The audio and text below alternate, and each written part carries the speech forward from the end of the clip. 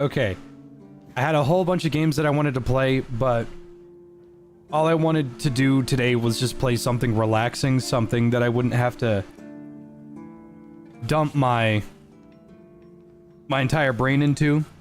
I was going to play Deltarune, but I thought, I'm gonna piss off a lot of people if I don't finish it today, because Abiotic's coming out, and I'm gonna play that for at least 4 days straight.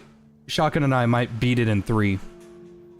Then after that, Grounded 2, and whether that's bad or good doesn't matter, but what matters is I have a list. So my goal right now is to get Excalibur, and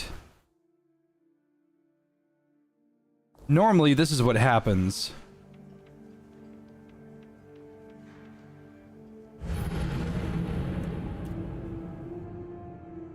Excalibur eats your fucking health bar when you try to pull him out.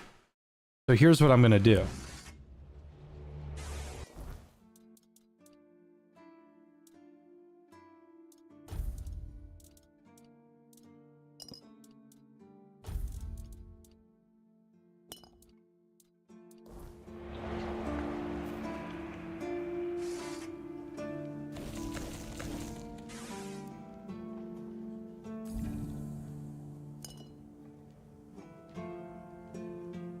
And boom, I just pulled it out.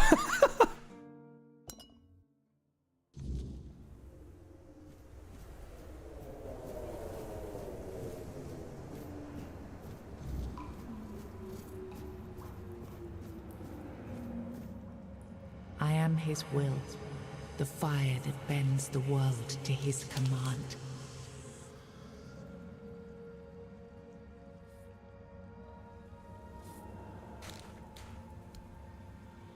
I am the blade that shapes kings and shatters tyrants.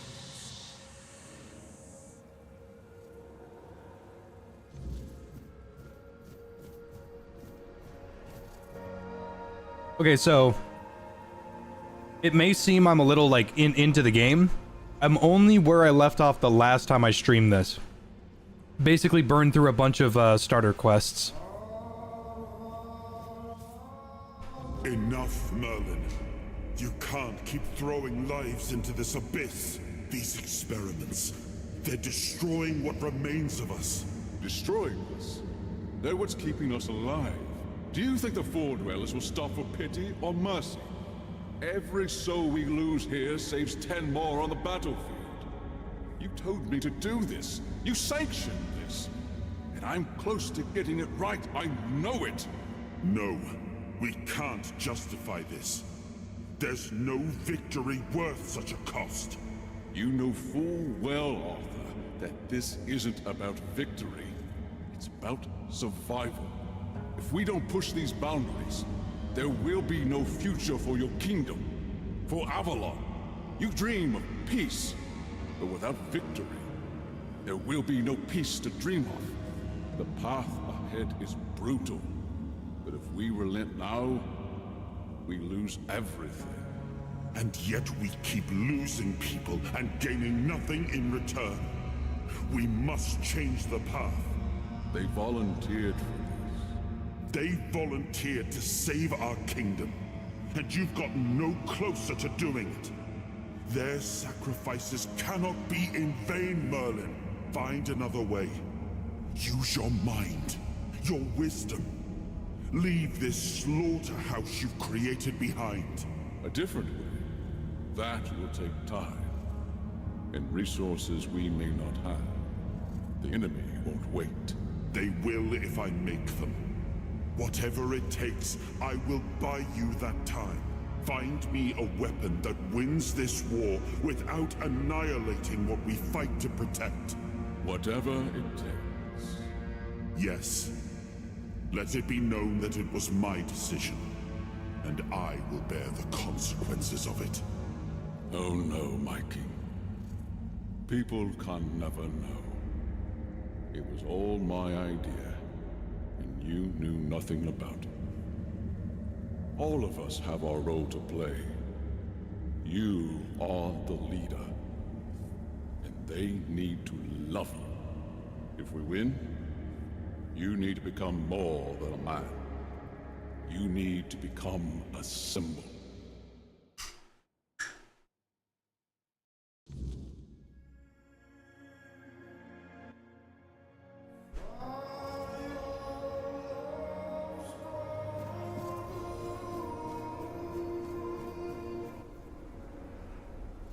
Now, I remember. Before you judge me, it all seems so obvious now, doesn't it? The right thing to do.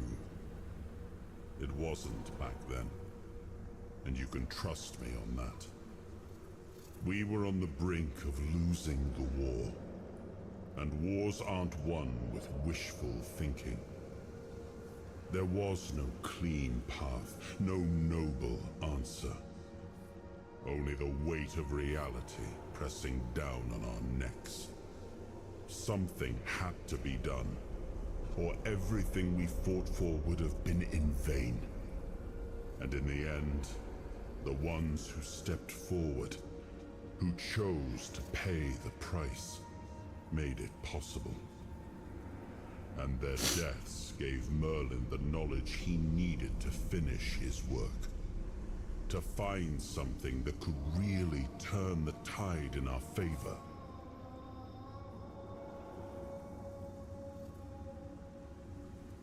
I told him to stop the experiments on our men, but to keep going. And he did.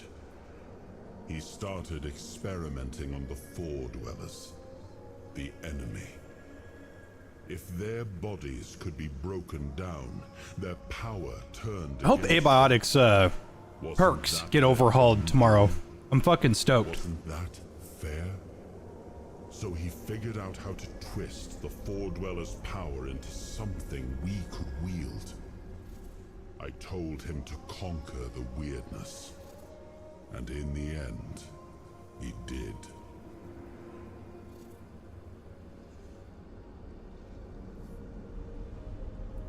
He found a way to make me stronger.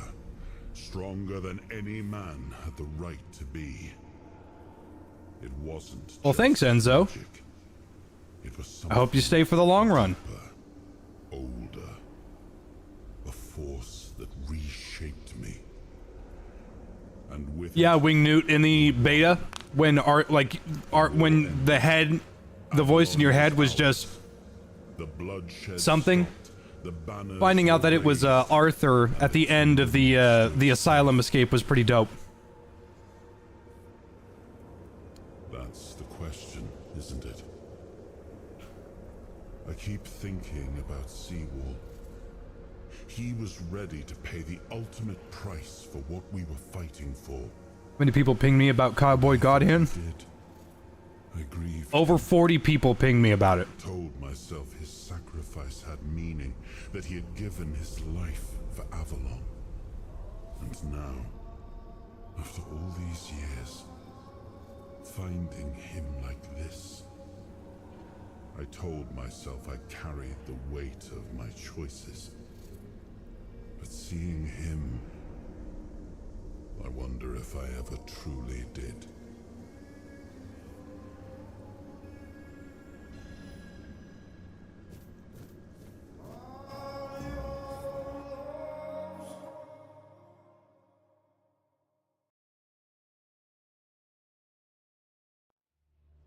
Yeah, Andres, in the beta of Tales of Avalon, you didn't know that it was Arthur in your head. You've seen something you wish you hadn't. Another piece of the king's soul reclaimed, right?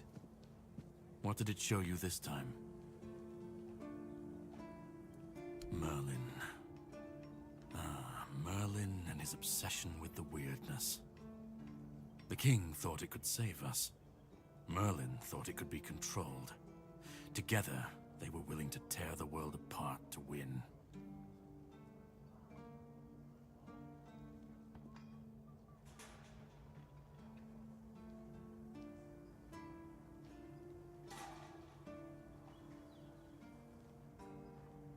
I was eating those beans. Are you fucking insane? Abiotic Factor. Just a day away. Can you believe it, guys? Factor is in a day. Woohoo. I'm so happy about this information. I was a prototype. Abiotic. Merlin's latest Just a day idea. away. Immortality. Me and Seawall, the king. I'm looking forward to it, X-Man. Used and discarded when they found a better way. When they decided to go even deeper into their madness and turn our king into a monster.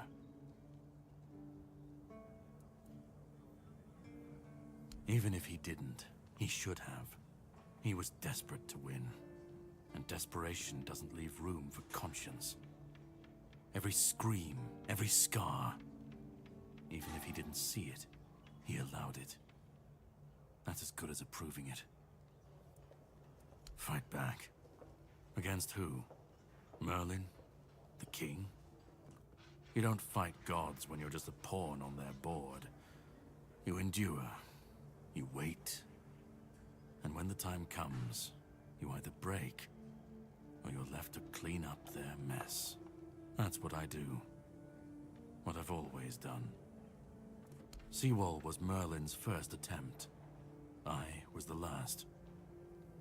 We could say I was lucky, but to say that would take a truly macabre sense of humor, don't you think?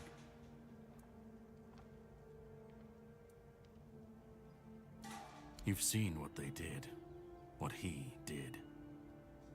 And that's not the end of the story. It's not the extent of their sins. Find the pieces of his soul. Put him back together, if that's what it takes. And then we, or I alone, if you decide to defy me, can end the cycle. Either way, we will get to his resurrection. I've seen it too many times to believe the cycle will be broken before it happens.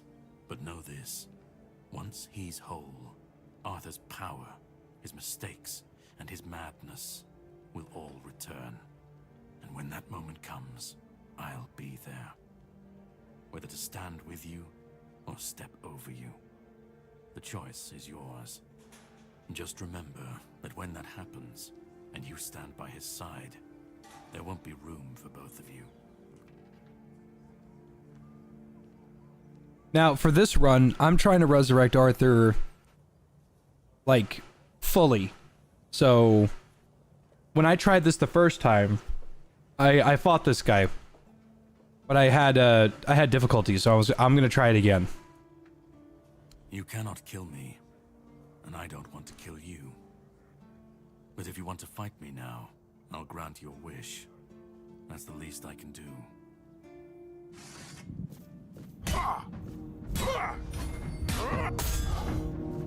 Abiotic releases at 11 a.m. tomorrow. But I won't fall so easily.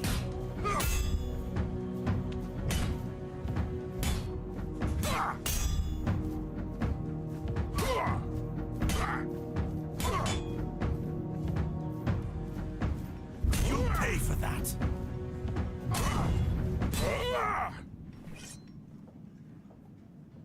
All right, that's enough. You win. This changes absolutely nothing, but I hope you at least feel better about yourself. If you want the next piece, head to Cuanacht. The Menhir there is failing, and the weirdness is swallowing what's left of the village. You will need to find another artifact. The shield that was given to Palamedes by the king. He was one of the king's finest, a voice of reason amidst the madness.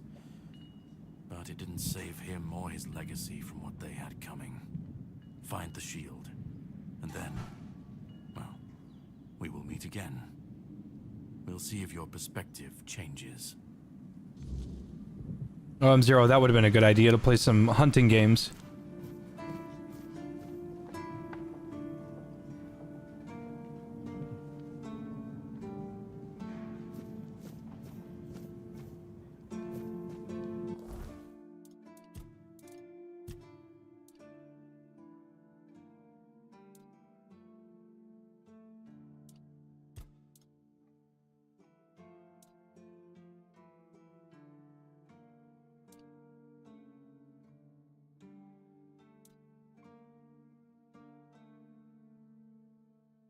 Hello, Strider.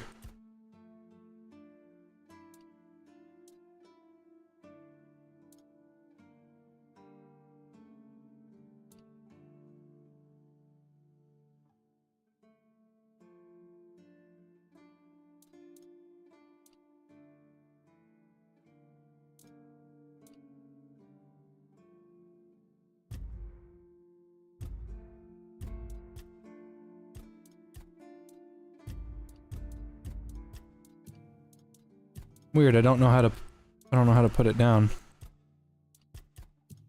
Oh, maybe I gotta be at a campfire.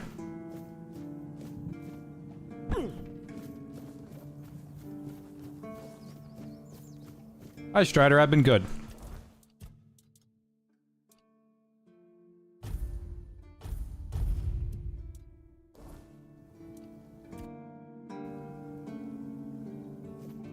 I forgot about the campfire.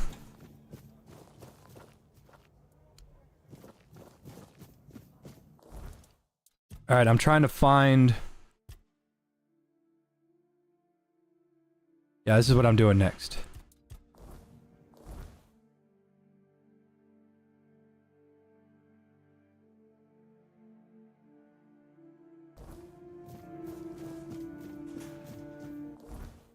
So, this is what my guy looks like right now.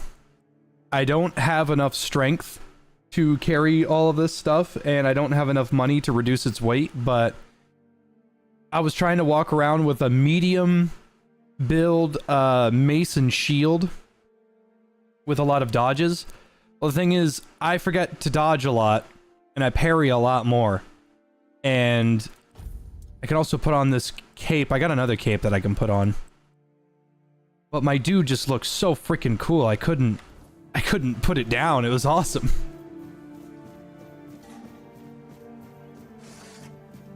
I'm sure I can find a better two-handed sword somewhere. But so far, this one's been pretty damn nice.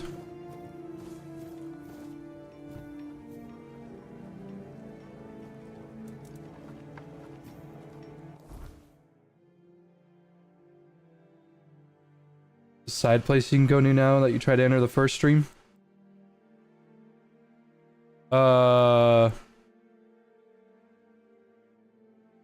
I never spoke to this guy.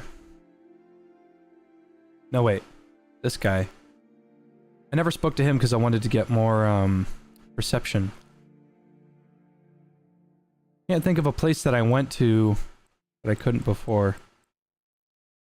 Sure, Decox, where am I supposed to go now that I've got his sword? Now that I've got Excalibur. How are the boys? Dudley is sleeping behind me, and Tyrion is being an asshole somewhere in the living room.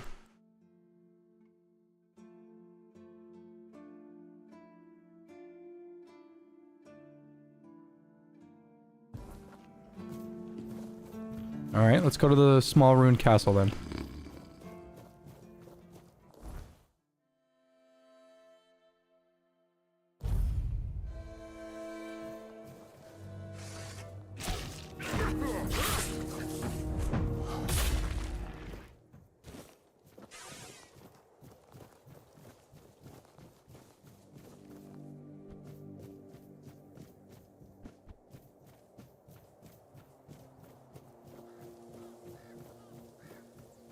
Tyrion's just been very rude for a while, ever since I got Dudley. I'm pretty sure it's because of Dudley.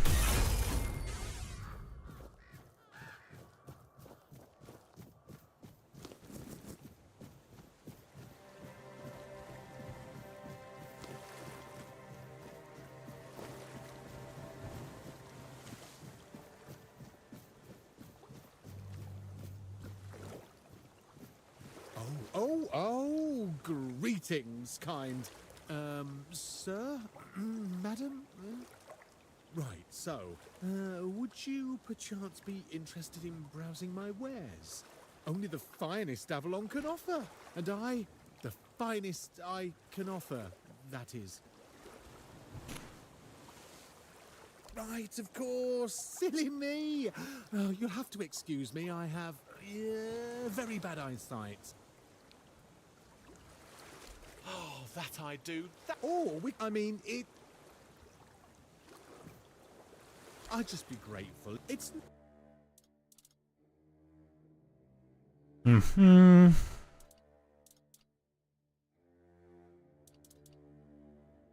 Done already.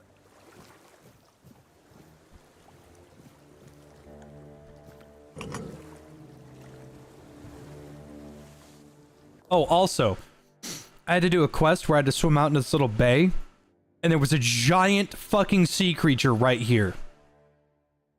And I didn't know where the fuck... I was like, I've never seen that. I didn't know there were enemies in the water. And I pulled up the map, and I was like, oh yeah, there's a little image of the fucking sea monster. Makes sense.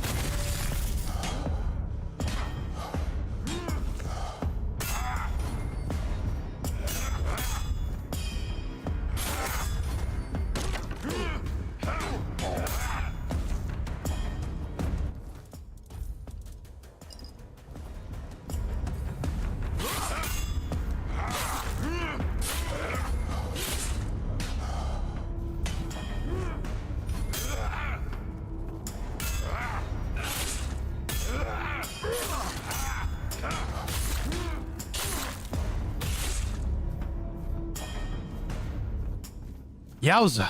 Those ghosts gave me a run for my money.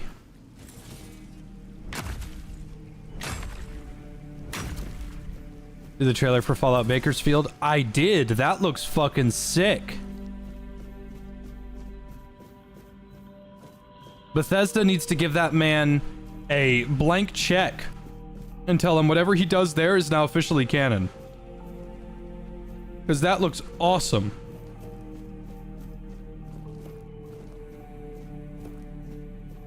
Oh, Fallout's more than just shooting guns. Yeah, tell that to Bethesda. Oh,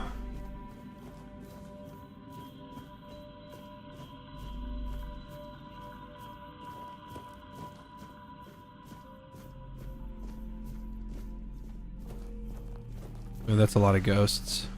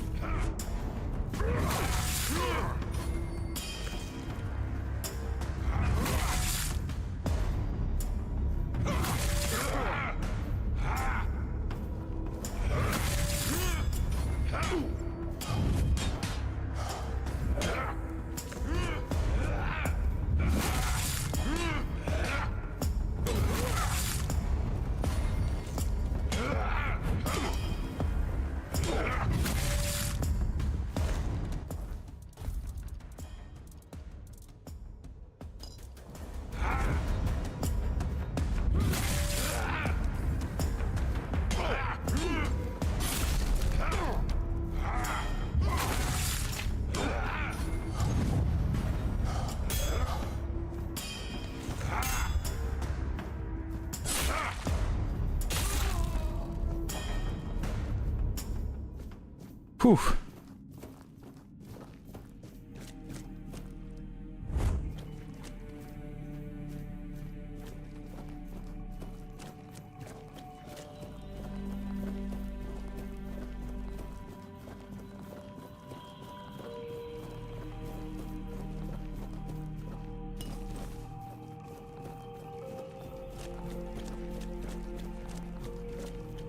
Still don't understand all these like hands and soulish, the Gorn looking aesthetic. That's gotta have something to do with the Four Dwellers.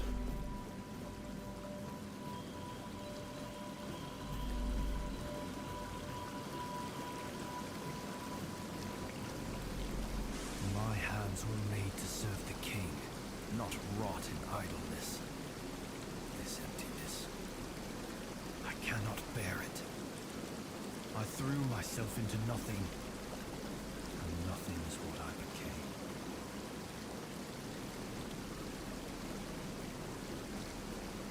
Nothing without my king. Nothing without my blade. No, no, no. Don't speak that name. It's a traitor's name, hateful and vile. Let it be cursed. Let it be forgotten. Arthur? No. No, please. He cannot see me like this. He mustn't be made to look at me. My blade. My erendite. Remain behind. Is Tainted Grail worth it despite the issues it has? I don't know what issues you're talking about. I think it's pretty good. My sword belongs to him, as do I. But without it, I am nothing. I cannot kneel before him and offer him nothing. I died a traitor's death, trampled and torn apart. Fitting. So very fitting. I thought that would be enough. But I failed him in life. How could one measly death be my absolution? I couldn't. I can't. I clawed my way out of the abyss, but came back empty-handed.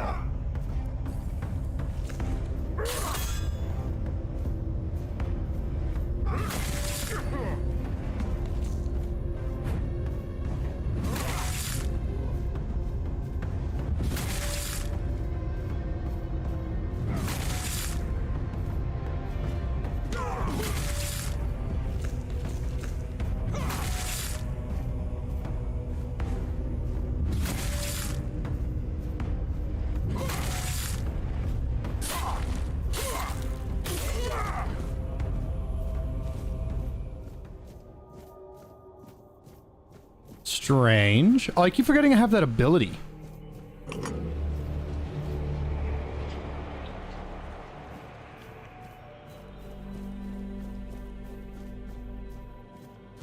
Hello, Erendite.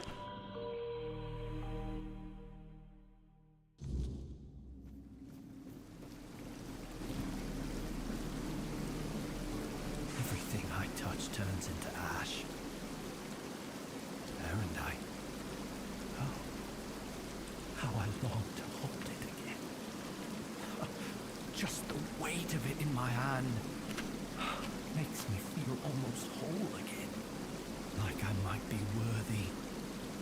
Like maybe not everything was lost. No. I know. I feel that he's with you. But there's nothing I could say to him. I won't beg forgiveness for my betrayal. I don't even know what I feel more. His mercy or his scorn. His scorn? His closest confidant. Take my blade. And I beg you, let me serve you and Arthur on your journey. Let me prove... Sells Erendite for 12 gold because I don't have a high enough practicality skill to sell it for its full price. Let me earn his trust again. This is all I ask. Holy shit! Oh my god! Can't even wear it right. Oh, nice. Erendite's a two-hander. Oh my god, it's expensive.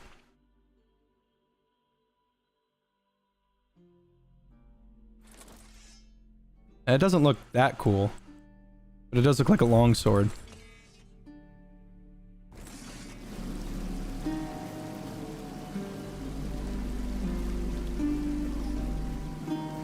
Heard of Blight Survival? Yeah, I'm not looking forward to its inevitable failure.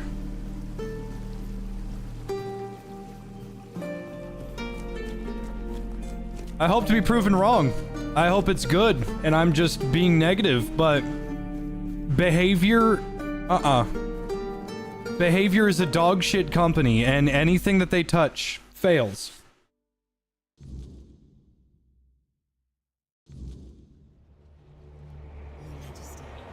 It's an honor to have him among us again. Among us? Thank you for helping me find my way back to your knight. I regret not doing a better job of guarding him. I'm a Pict. I can sense the wordness and the spirits within it. I knew you weren't alone when I saw you emerge. The soul you carry, however weak it may appear, is deeply connected to the wordness, and to Avalon itself.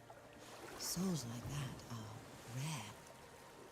Besides, only the one who wields the power of Excalibur within could open this tomb, and that is rarer still.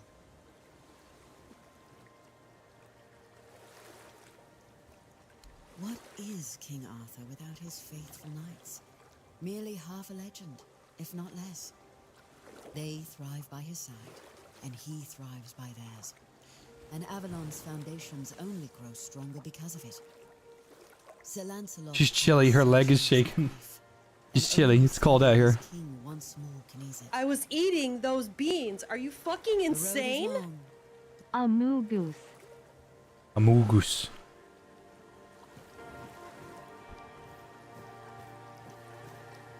Yeah, Blight Survival was a third-person co-op story-based. I think it was story-based.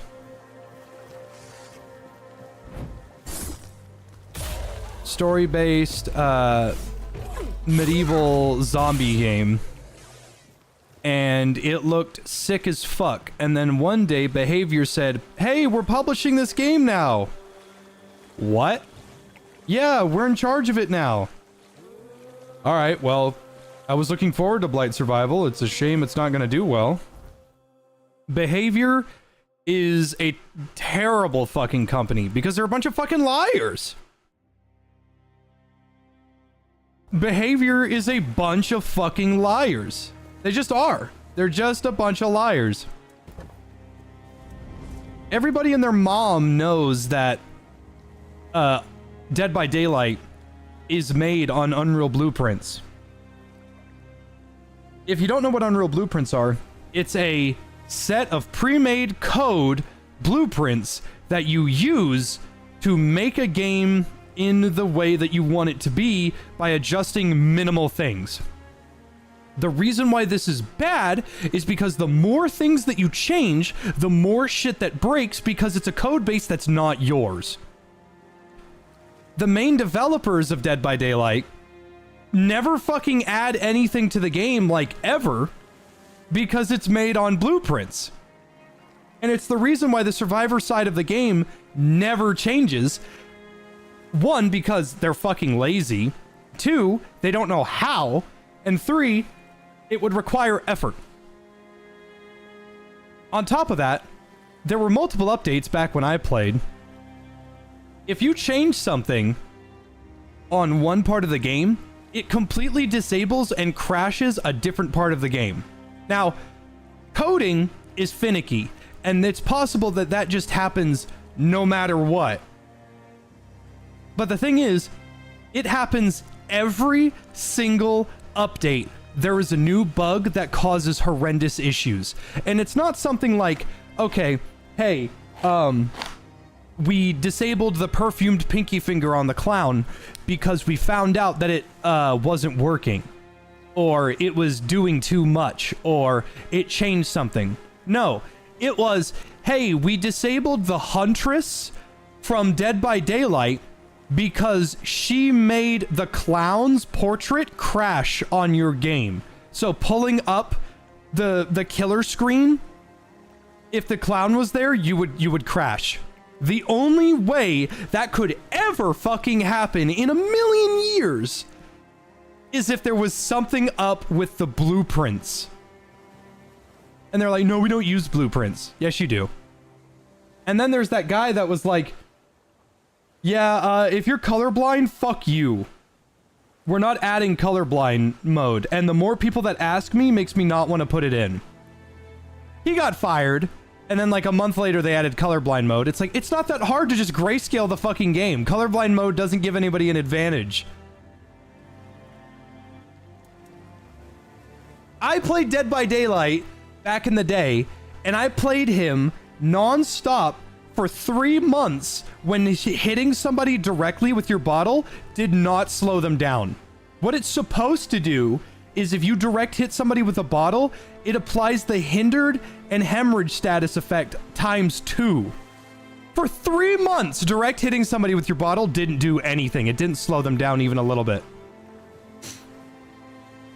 And that doesn't make any sense to be like that because the clown never got an update or a rework. Until after he got a rework. It was supposed to be a reminder. The sword was never just steel. It was a symbol of what we stood for. Strength, justice, the will to carve a path forward. A weapon, yes, but also a promise.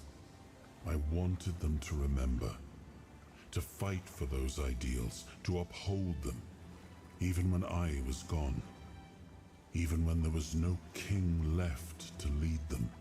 I was eating those beans. Are you fucking insane? Avalon for what it was long Jay, before watch the out. rest of us. That's a bombardier beetle. He makes me that references to Tintagel donation wouldn't messages hold, that weren't funny not when they were forever. made the first time. That the Sounds about right. would gnaw at our walls, at our minds, at our very bones, until nothing human remained. But he still fought to map a way forward, to carve some sense into this land.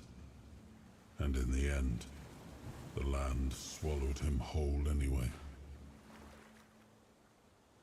We were losing the battle at Tuathan's mouth.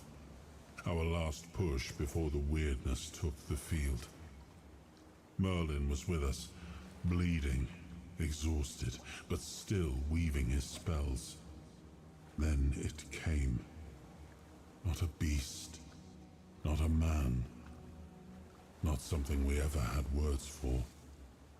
A shadow wearing 1,000 torn banners. Torn banner? No shape of its own. Merlin raised his staff, spoke a name I didn't recognize. And then he was gone. Not killed, not struck down, just gone. Like the land itself had taken him back. Oh, Lancelot. It was painful to watch what became of him. I always believed Lancelot to be honest to a fault. He never hesitated to speak his mind. And I valued that in him as much as his loyalty. I trusted him completely. And I thought his faith in me, in my vision for Avalon, was just as strong. But it wasn't. I don't know when or how that trust was lost. And to this day, it still pains me. But know this. Even in betrayal, Lancelot never sought to serve himself. He was a good man. Yet even the best of men can falter and lose their way.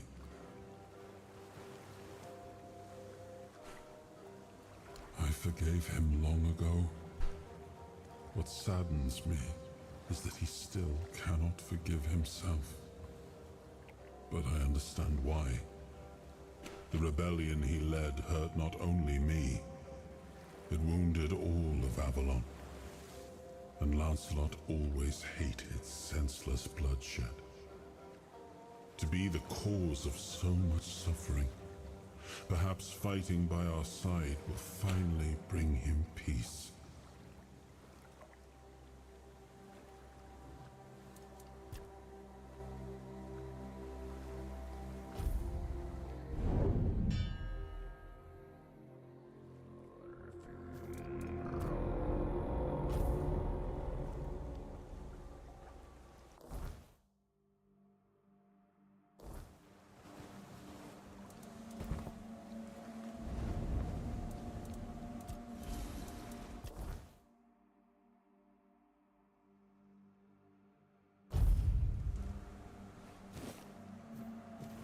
What's that noise?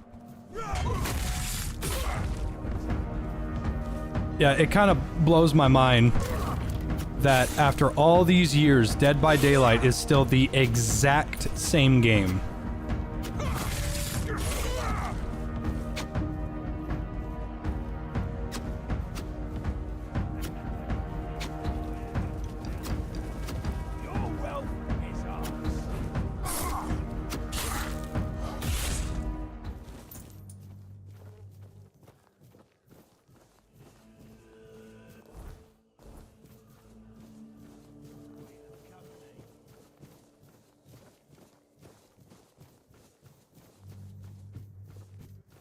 That was one of the reasons why I went from being a survivor main to a killer main.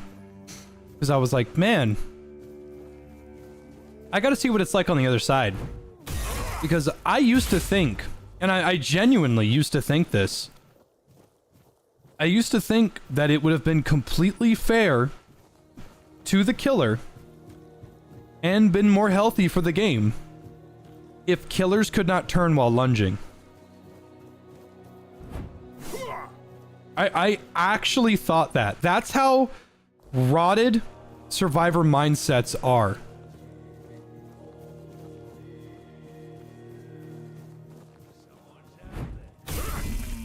Fucking deer. I will be your downfall.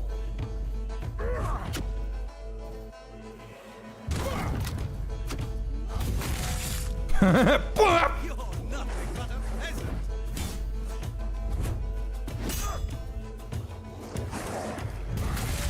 Your armor won't save you.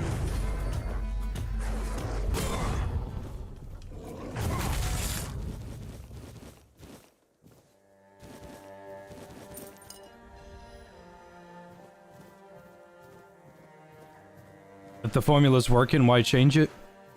It leads to stagnation, but the thing is, Zoomers and the player base that actually enjoys Dead by Daylight don't care about progression or anything having to do with actually making a good game. It's why Call of Duty is still purchased after all these years despite being the same shit. It's never any better. The reason why Battlefield isn't doing so well is because they keep moving away from the formula. What you're going to do, what you should do, is with every installment, it should be your game plus more. With every update, it should be your game plus more. Battlefield 1, great movement, great ambience, great gunplay. In Battlefield 5, add to that, add more things. Battlefield 2042, go backwards and remove stuff for like no fucking reason.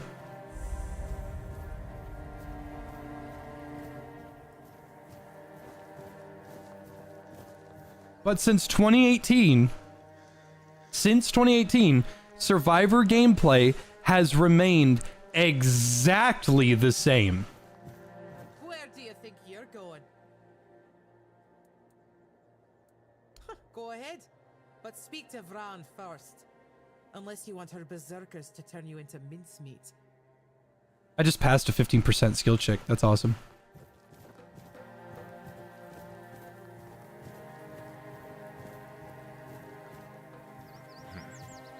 Too quiet. Mm-hmm. Still doesn't tell me anything. First, he showed up here like a dimwit. Now you're walking around camp like it's nothing. I look into your eyes and I don't know whether you're made of steel or you're just a fool. But you are here. And Maven didn't chop you to pieces with her axe. The runes seem to favor you, even though you're an outsider. I guess that has to be enough, for now. It's still more than you should expect. If you need something, talk to Vran. She's in charge. The woman. What of it? The Dalriata are not like those in Camelot. We don't make women wear frocks and sit at home. Our women have names. And if they have names, it means they earned them like all other Dalriata. Vran was chosen by One Eye, and One Eye doesn't make mistakes. I don't need to tell you anything. Just wait and see for yourself. When the South is free from Arthur's dogs, as it should be. Go. Bring glory to your ancestors.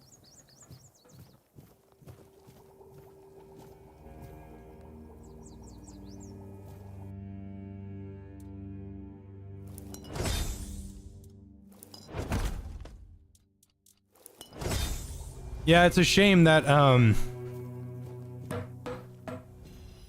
it's a shame that Killing Floor 3 is gonna be awful. I know they delayed it, but it didn't fix anything.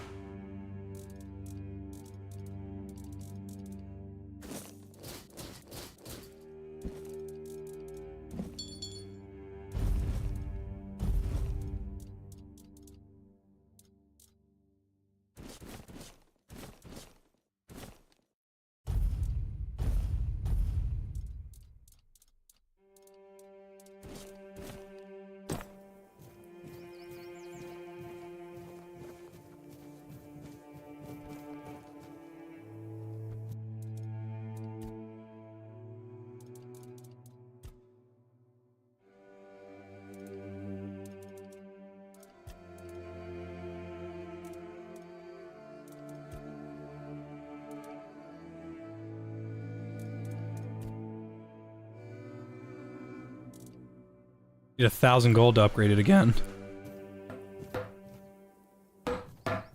Getting restless.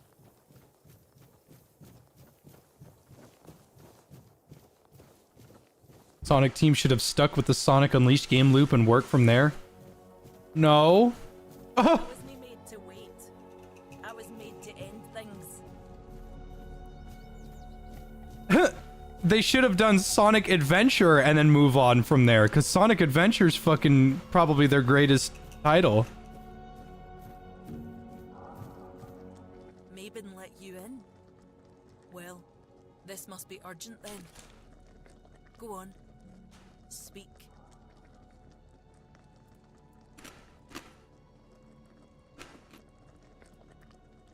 So, you're after that snake, huh? I've been telling One Eye he's nothing but trouble. Sure enough, it didn't take long for another outsider to show up at my camp. Sometimes, I hate being right. That man doesn't have a single honest bone in his body. He came here to make deals with us. And who knows? Maybe he'll stick to his word. But I don't trust him. Once a traitor, always a traitor. No matter who he's turning his back on. Still, I've sworn my loyalty to One Eye, and I'll stand by him to the end, whatever that may be. Anyway, he's at the temple. And before you ask, no, you can't get in unless you're ready to face my berserkers. Yeah, I'll fight your berserkers.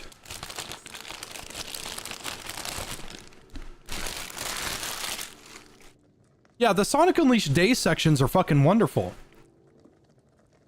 Because it's exactly what we like about Sonic. Fast. The night sections, they weren't bad, they're just slow.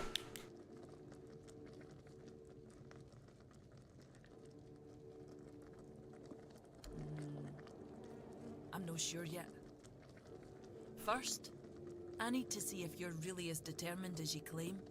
I'm not about to share our secrets with somebody that's only half committed. Generations was pretty good. I liked it until I had to start making sharp turns. And I was like, why does Sonic control like shit? And folks are like, just use the drift. I was like, I was using the drift. I figured out how the drift works. It sucks. It just was generally unenjoyable to control Sonic in Generations. But then I played Frontiers and he controlled like a dream. I've got a potion from Therov, made for my warriors. He claims his alchemy is better than what the Volker tribe has known for generations. The thing is, I don't fully trust his brews, so I need somebody else to test this one for me. Here, drink up.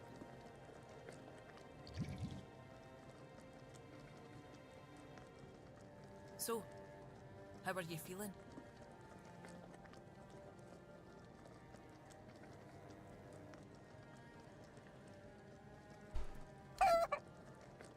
What the hell? Damn it, Therov. I wasn't expecting this, no gonna lie. They made the night sections where you play as Knuckles instead of a werehog. Changes nothing.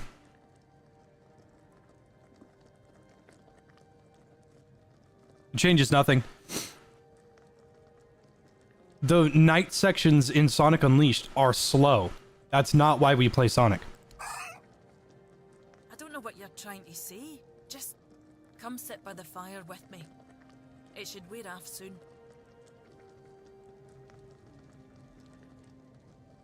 Feeling better now? Try saying something. Exactly why I've always told Therov he's full of shit. He's chasing the impossible. I knew it wouldn't work, but at least the potion wasn't dangerous. Excuse me. No Volker would accept a potion like that from an outsider. You're really determined to enter the temple, aren't you? No. I can see you're reckless. But turns out, I need some help. Don't push me, outsider. One Eye wants to make nice with the keepers. Though if you ask me, no level in their precious pile of rocks to the ground is nice enough already. But he says that's no enough. He's looking to make a gesture of goodwill. Show them we're not here to conquer but to forge an alliance against a common enemy. And he's put me in charge of picking out a gift to send to the Horns of the South.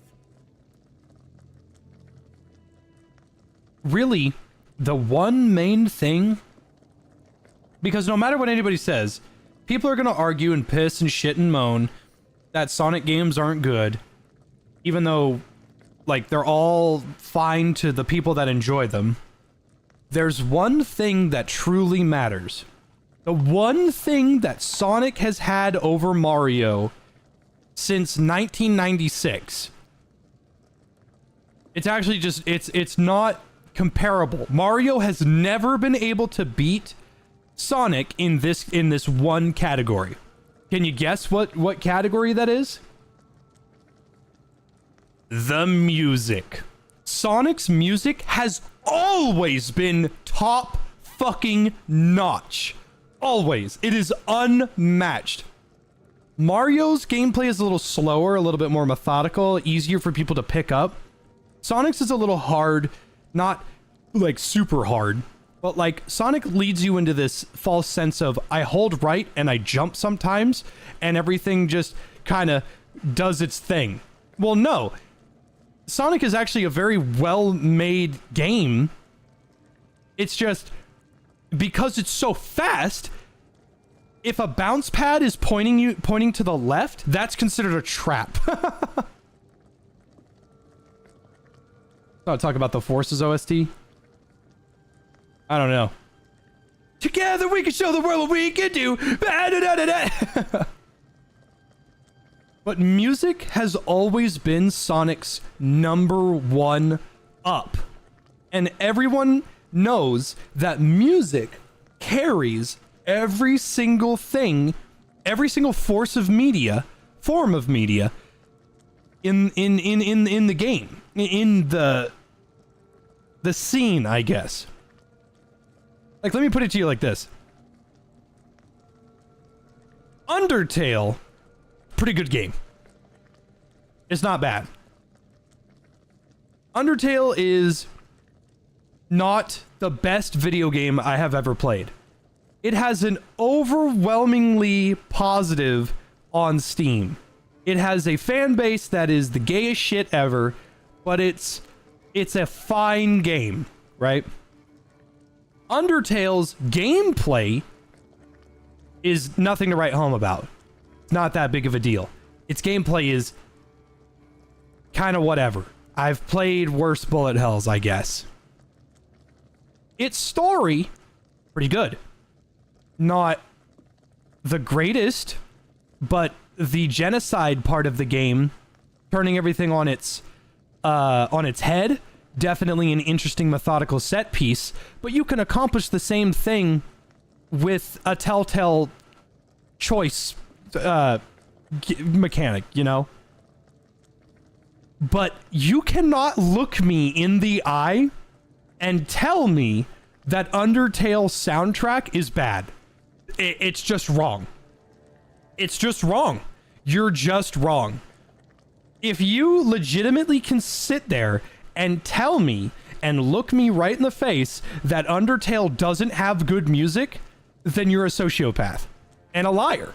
Because the music is objectively very good. Not every song is the best thing since sliced bread, but overtly the soundtrack is objectively award-winning. In fact, it's won a bunch of awards, and in fact, it's been played in a bunch of Japanese orchestras. It's just good music. So this idea of like, oh yeah, well, Sonic only has good music over Mario. It's like, that's all he really needs. Because Mario's music, while good, will never touch the Sonic era. I can't think of a single Mario track whose name I can think of, because I don't know their names. But I can think of a lot of Crush 40 tracks that I know by name. City Escape, Open Your Heart, Pumpkin Hill, that's not by Crush 40, but Pumpkin Hill. I can think of Unknown by Me 2. There's a lot of songs that are like that. So whenever there's this like, oh hey, I like Mario more than Sonic, that's totally fine. Mario's better than Sonic. Well, that's your opinion. That's totally fine. Sonic doesn't have good music. Objectively incorrect. Just wrong. Just not okay. You're lying. You're just straight up fucking lying. That's not true at all. Sonic has had Mario's music beat since 1990 fucking 6, bro. It's never been on par. If you want to say like, oh yeah, Mario games are better, that's your opinion. I'm totally okay with that. I'm not going to argue with you. Oh, Sonic's never had a good game. That's also an opinion piece. I'm not going to argue with you. I'd even go as far to say that there's a lot more Mario games that are better than a lot of Sonic 2D games. I'll even give you that. But you're not going to fucking sit there and tell me that Mario's had better music. This is not true. This is not fucking true, man. I've got one. I sent some of my men to hunt down bandits and told them to collect an ear from each one they killed. I thought to have Ugwi make them into a necklace, but apparently, stringing ears on a wire is beneath his pride as an Ulfrite smith. Think you could help me put it together and deliver it to the Horns of the South? I was eating those beans. Are you fucking insane? But just so Crush you know, 40's Egmont was actually he. Yep. How else would they know we've been helping? The keepers probably wouldn't notice we're bandits. They barely leave their walls. If you've got a better idea, I'm all ears.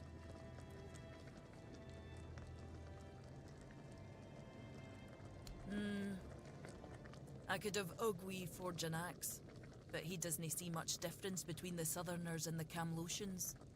Know that I blame him. Like, I'm being petty right now. Hold on. I know I'm beating a dead horse here, but I'm just, hear me out. Just the two first Sonic game, the two first games that I played on the GameCube, Super Mario Sunshine, which has a wonderful soundtrack, by the way, and Sonic Adventure 1. Okay, so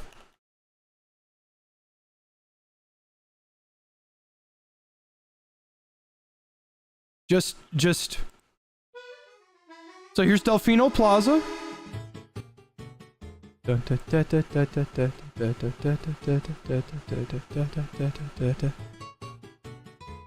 This is great. This is lovely. It's charming. It's grounded. It's a happy song. It's good. This is very good. I love this.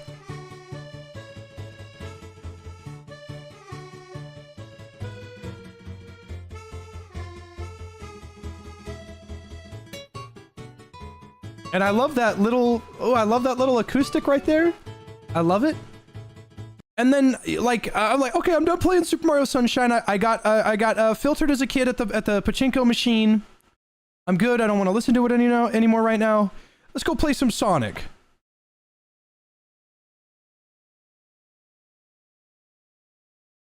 And then you load in to Station Square.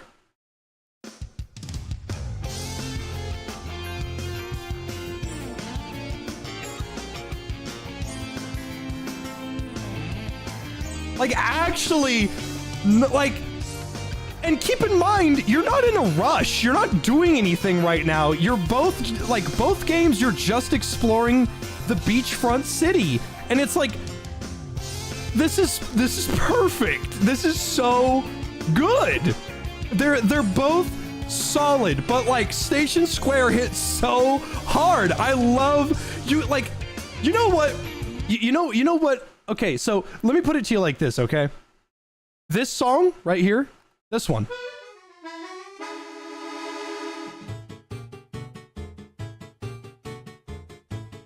This one tastes like a coconut.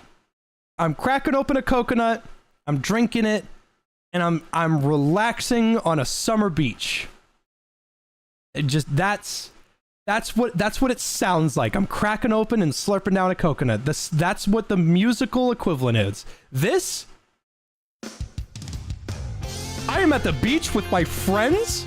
We all have rocket pops, and my dad just gave us all $20 for the arcade. That's what this here's like. That, like, it's not, both songs are perfectly acceptable, lovely scenarios. But this is what I'm looking at right here.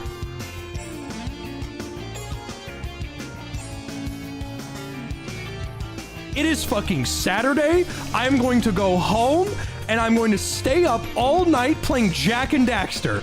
That's what this here's like. And this one is I get to visit my dad on the weekends because I live with my mom. Both are lovely scenarios. You know, that's it. I'm not actually being like petty. I'm not being hateful or whatever, but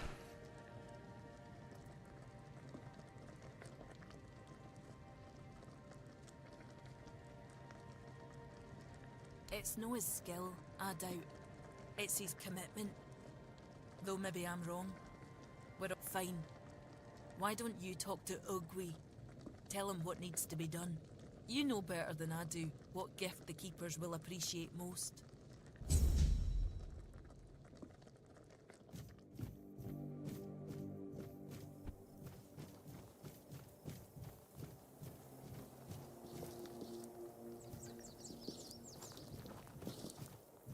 Someone's bound to start trouble. Oi, keep your hands where I can see them. You've got balls to come here, but one wrong move and you'll... Oh, sorry, dude. I didn't mean to be in your way. Okay, my bad. The fucking the pinball noises. I was eating those beans. Are you fucking insane? What game would you say is the best soundtrack in general? Cause for me, I really like the Guilty Gear Strive soundtrack. The best soundtrack? The best. As in, I would listen to this in my car on my spare time whenever I feel like it. Because when you that's a big word, best. That means that if you put like anything else compared to this, it is sounds of dogs lapping up water compared to the best. Because when you're talking to me, what I think the best soundtrack is, it's the finals. And I'm not just saying that because, oh, I love the finals. There is not one bad song in the final soundtrack. There literally is not. There is not one bad song. Jak and Daxter, I love Jak and Daxter. Jak 2, love Jak 3. Ratchet and Clank, love all the Ratchet and Clank soundtracks. There are bad songs in all of those games. Payday 1, Payday 2, Payday 3, all have phenomenal soundtracks. There are songs that I don't like in the Payday soundtracks. There is not one final song I don't like. Even Season 3, I fucking hated Season 3. There is not one bad song. Not a single one. They are all good.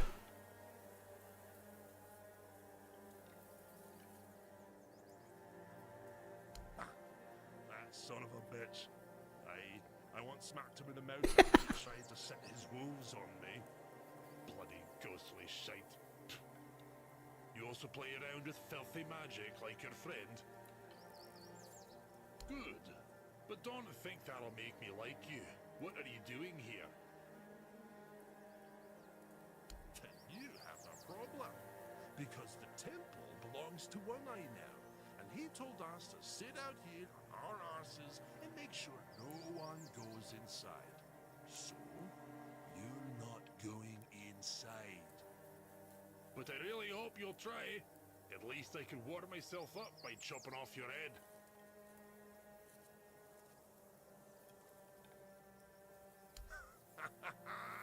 Seems like it. Go see Vran. She might just make you one of her berserkers. She'd fit right in with those madmen. Nothing ever happens. She wants me to do what now? And here I thought she was the one Volcar who hadn't lost her damn mind. Any bad songs in Jet Set Radio? Yes. Yes, there are songs that are not as good as the others.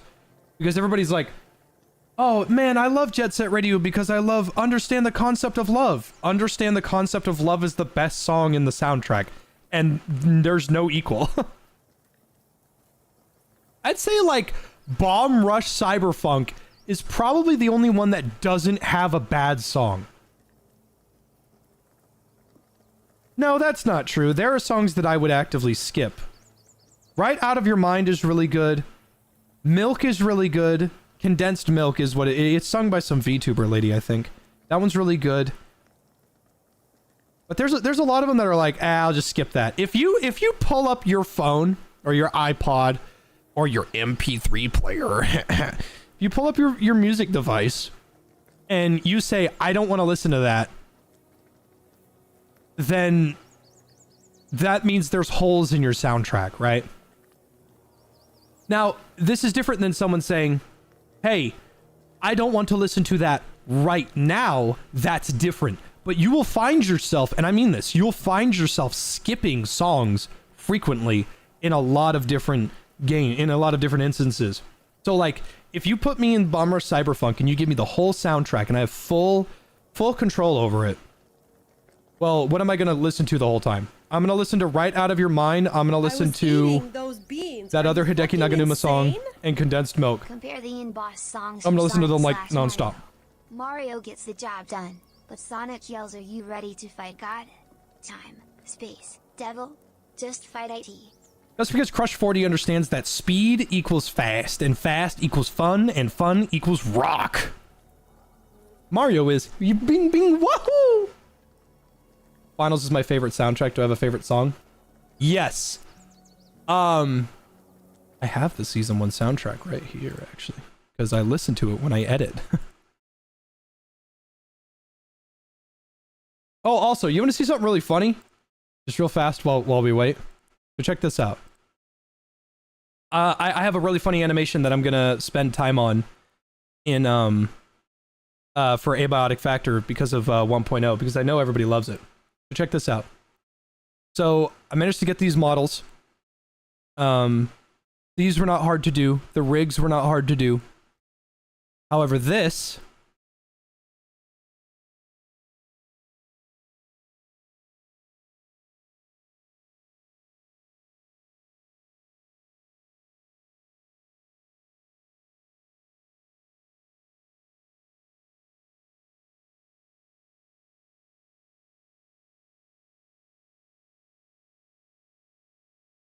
that took me 5 hours. Took me 5 fucking hours to do. Only because I don't know how to, I'm not a very skilled weight painter, but I managed to do it. I had to put that bone in their mouth. No homo. And then I had to fucking weight paint it. That shit took forever.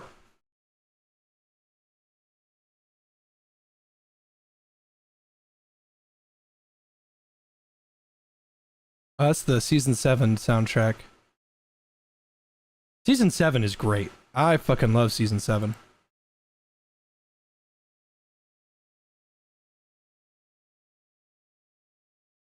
Yes, I have a favorite song in the finals.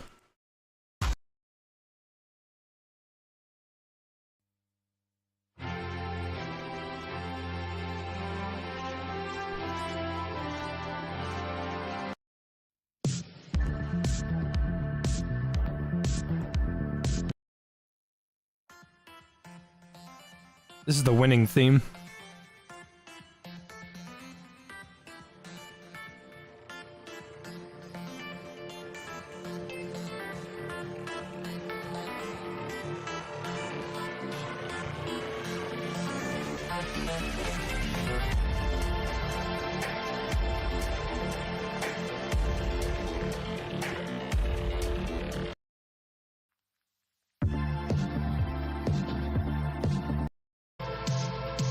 This one's my favorite.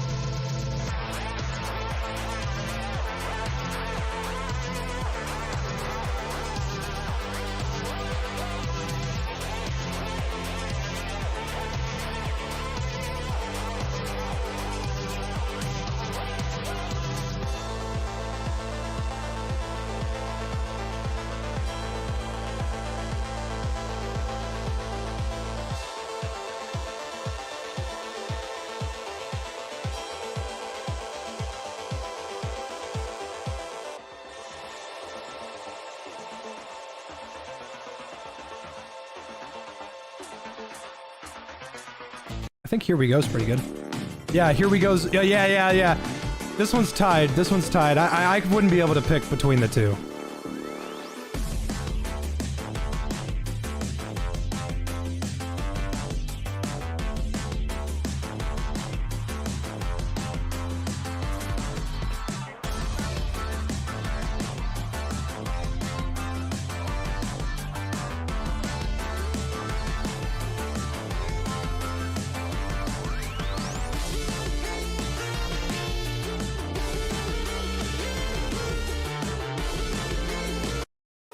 If I was to pick a season 2 soundtrack,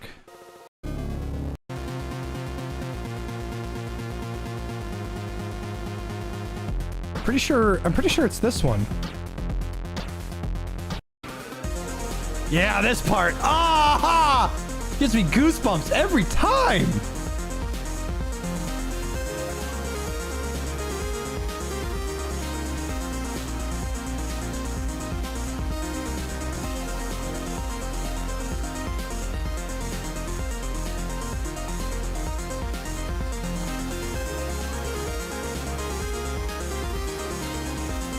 Like, I can't put into words. I can't put into words the face that I was making when I saw this trailer.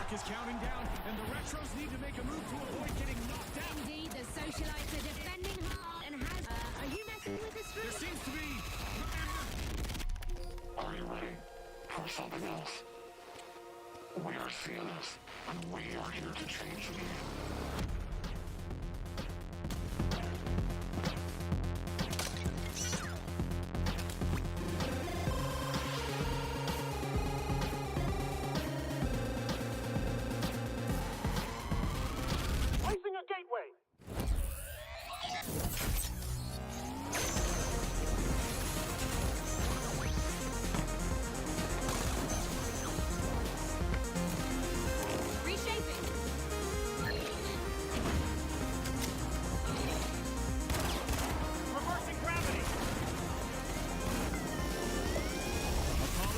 seem to be having some technical but one thing's for certain.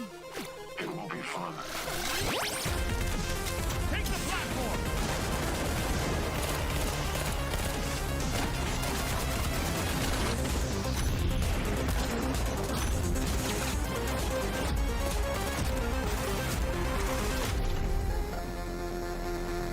Like mouth agape. I was so just there were not words to put in on paper to express just how insanely psyched I was, because season 1 of the finals was fucking awesome despite how awfully balanced it was. And I mean just fucking awfully balanced, terrible even, but God, I could not put down the fucking game, dude. I was playing it for multiple hours every fucking day. And I loved it. I loved it. I still do. And I just loved all of that. That was the sickest shit. And I loved the music, and then I was sitting on the main menu listening to the music, and then the KS-23 was popping lights like crazy, and I was like, what the fuck? I couldn't stop smiling. And then I saw the season 3 trailer, and I was like, that's not great. If they hit that reset button, it can take us anywhere. This was before Via had a set color scheme.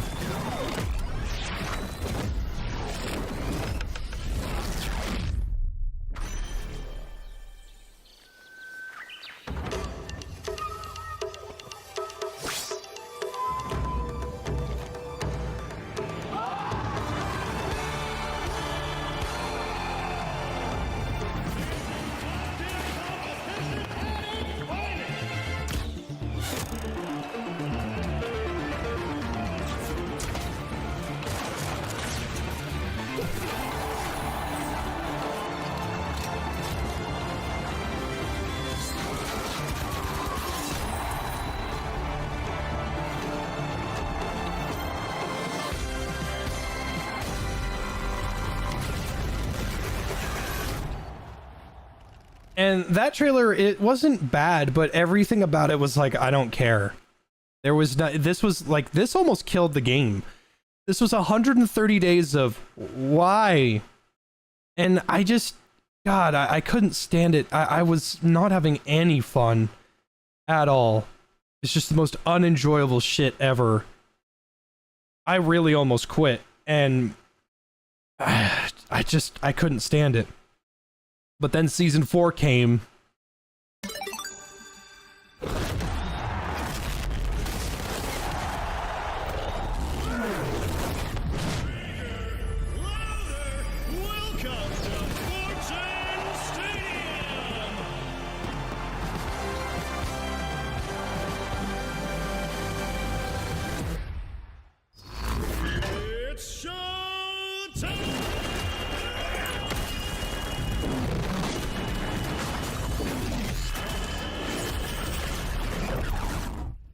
Monsters, right? Wrong. Holto. Oh, the season 4 theme.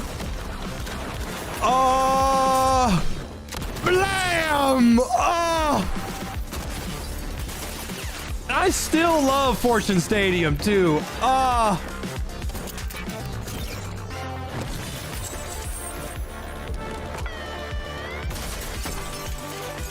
Man, you finna get to.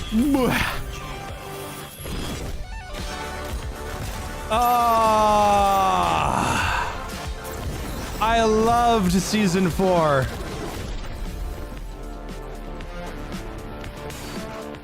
Oh, I fucking loved season 4.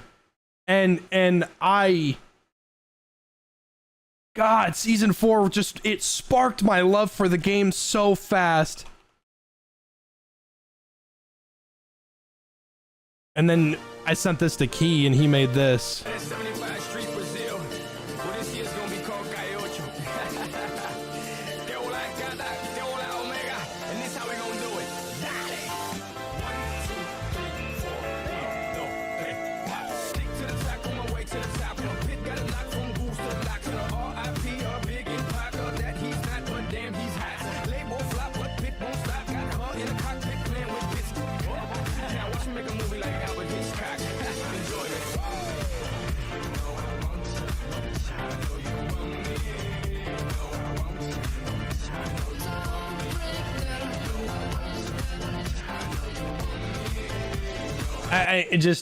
He does such a great job. I hate bothering him. I feel like he's officially avoiding me because every time he shows up, I'm like, hey Key, how are you? And he's like, yeah, everything's fine and blah blah blah, and Key's doing all right, and that makes me happy.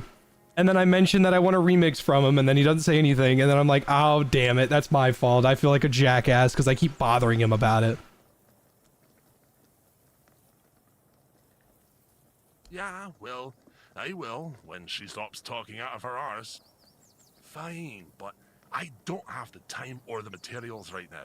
Here, take these instructions and forge the damn axe yourself. When it's done, bring it to me. I'll add the, final touches. Getting restless.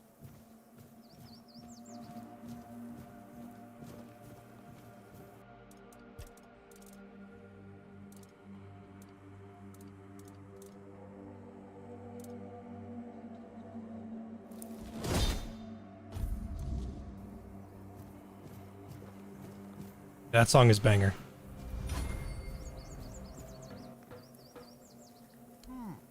Not too shabby. Almost ashamed to give it away. Just wait here a moment. Ah, now it's ready. A fitting gift for the keepers of the South. And stop buying me like that. I gave my word. I'm not about to tarnish my tribe's name with poor craftsmanship. Now, scram. Why is everything always such a hassle?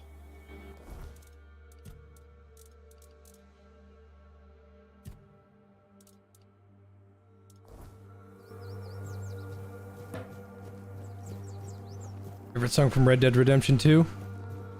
Horse race music, which is super intense, or the house building theme. Red Dead 2's music's pretty great.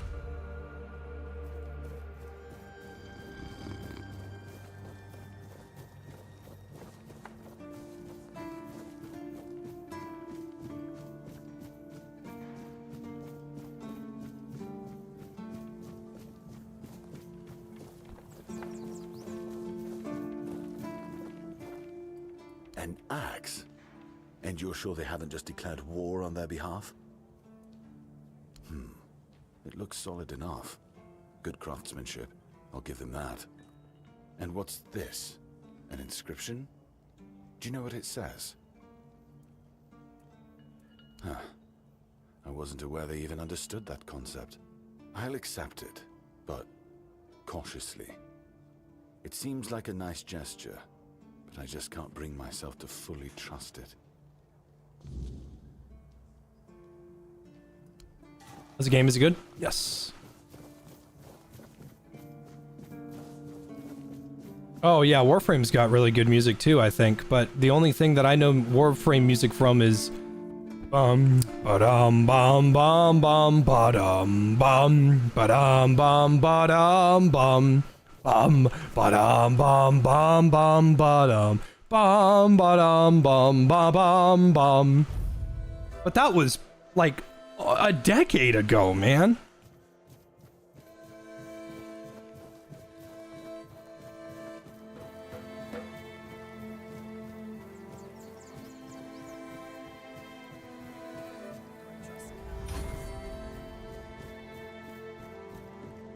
Shit! Did you already give them Ugwi's axe? I just caught that idiot bragging about he'd decided to add an inscription. Apparently it says "Bleed of the Cowardly Dog." Damn it! This is why I can't trust any of them. Well, what's done is done. We'll just have to make sure the quartermaster never finds out what it means. You head to the temple. I need to figure out what to tell One Eye. Cool.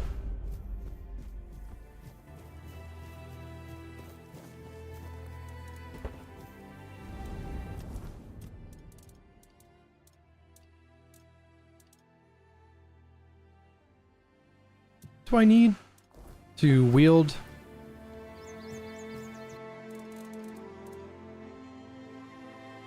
Yeesh. 10 dexterity. I'm not even close to that.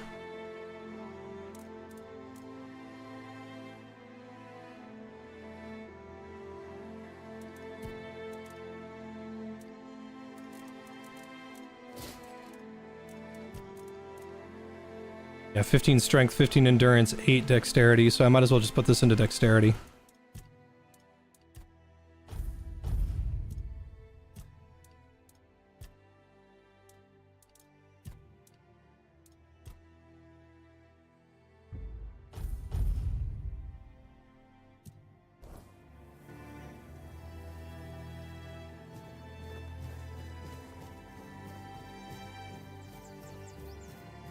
That's very kind of you, Thompson, but unfortunately, I'm not listening to any music that isn't Devils Die Twice, because I'm the greatest Devil May Cry fan. I have to shit. This joke is going on way too long. I have to use the bathroom right fucking now. The Costco hot dog comes back with vengeance.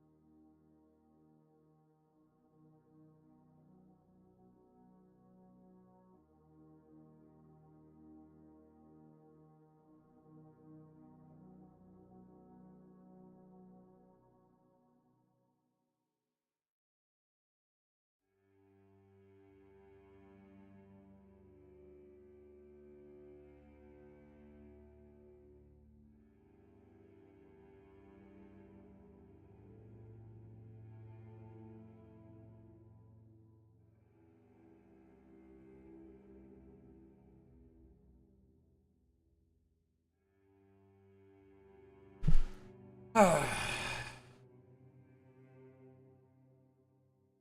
right.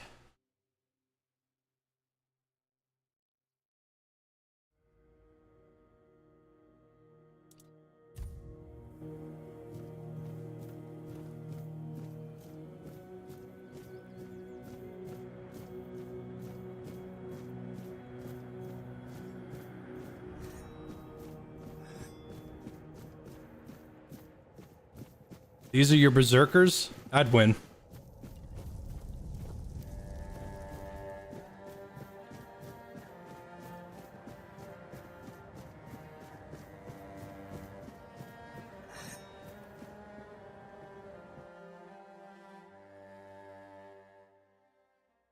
Hello, Nuke. We need to make a plan. Camelot will soon figure out something's not right. Don't fret. To the Dalriada, honor matters more than life itself. We gave you our word. But do you realize that taking this temple was a terrible idea, right? It's just gonna speed up Camelot's intervention. Taking the temple was inevitable. Why? What do you mean? Are you trying to provoke Camelot into invading? Or you just not like the All Mother? We believe in the same goddess, but we call her Mera. Well, that doesn't answer my question. What do you want? You don't look like you're from the tribes. How did you even get here? Whoever he is, I cannot say he lacks courage. We don't usually take visitors, so he must have found a way to get here. Well, that seems to be a matter for the Horns of the South. I do not need to be involved. I trust you to know what should be shared, and what's best kept to yourself. I don't know what kind of madness brought you here, flashing that pin, but my friend's right. You've got courage. So, tell me, who are you, and what do you need from me? Ha! Good luck with that! Only King Arthur can wield Excalibur. Every fool on Avalon knows that. Ah, Caradoc. Well, that changes things. I had a feeling that pin you're waving around was his. Fine, fine, yes. Every new captain gets a set of secrets passed down from his predecessor. And yes, one of those secrets is how to touch Excalibur and survive. But nothing in life is free. You I've already done it. do something for me, and I might consider sharing our greatest secret with you. Galahad the Pure is breathing down my neck, and I hate it when someone's breathing down my neck. Even worse, One Eye's men say he's already set up camp at our old stronghold in the west. Galahad needs to die, obviously. That'll solve most of our problems. We'll just say he had an unfortunate accident, you know, fell on a pitchfork or something, and sweep it under the rug. By then, we can continue our talks with the tribes, and by the time anyone from Camelot decides to act, it'll be too late.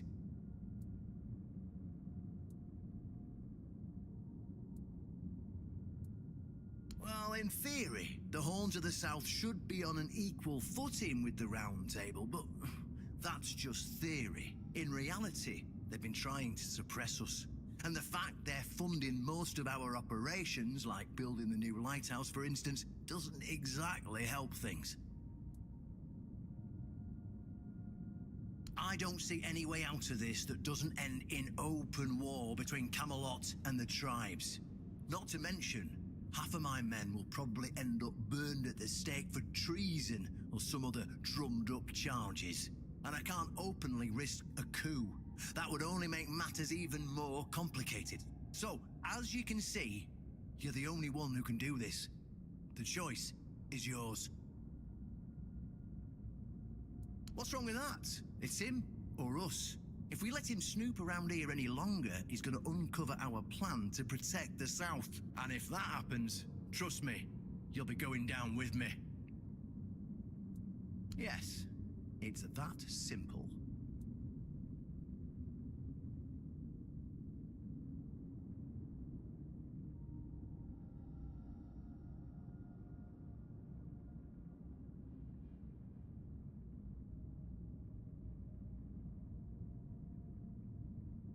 Hmm.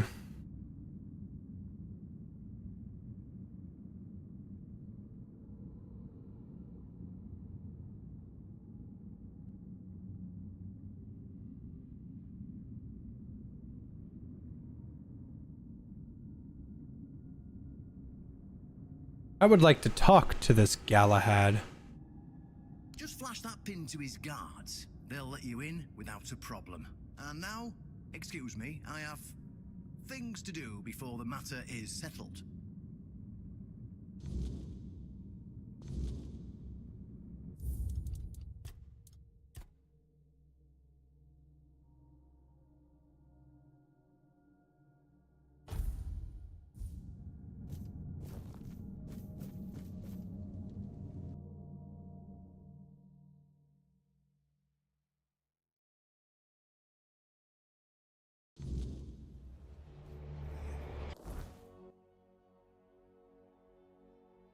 Didn't even know Galahad was over there.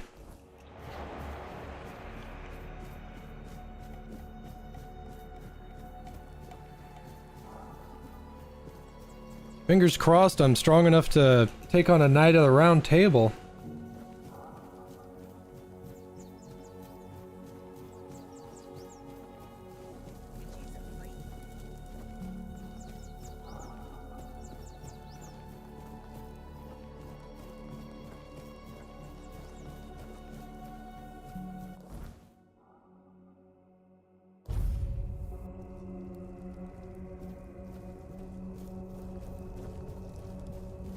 Oh, shit. Stop right there. Who are you? And what do you want here? It's Sir Galahad to you, vagrant. But it's true, this is our camp. We're his personal guard. But you won't be meeting the knight until you tell us why you're here. It's true that this pin obliges me to take you to the knight. But did you actually earn it? Or did you just pluck it from a corpse? Well, that's for Galahad to decide. Go. But bear in mind that Galahad is not a patient man. I only hope your cause is worth his time. Otherwise, we'll be carrying you out in a sack. The door is open. You'll find Galahad inside. Try not to make him angry.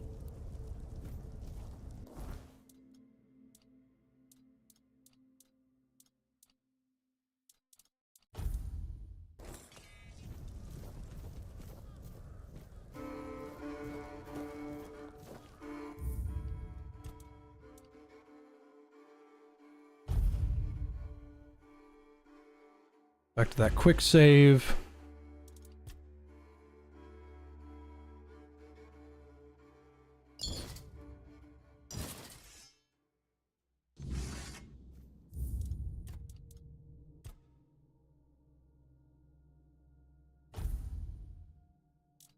Okay.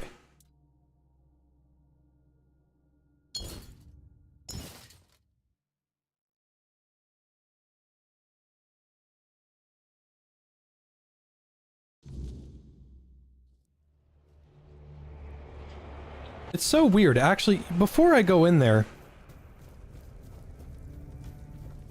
I got Excalibur. Why am I on this quest still?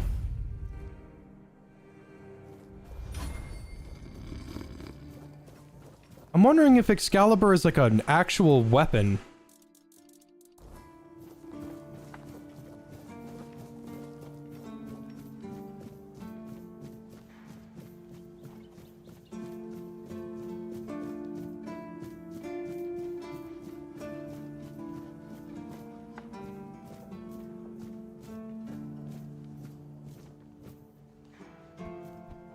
Because I already beat the minigame for it.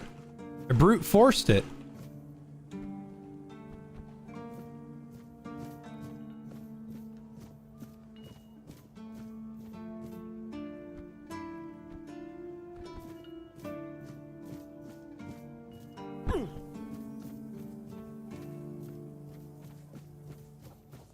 Now I'm just more curious of what's the point of this quest?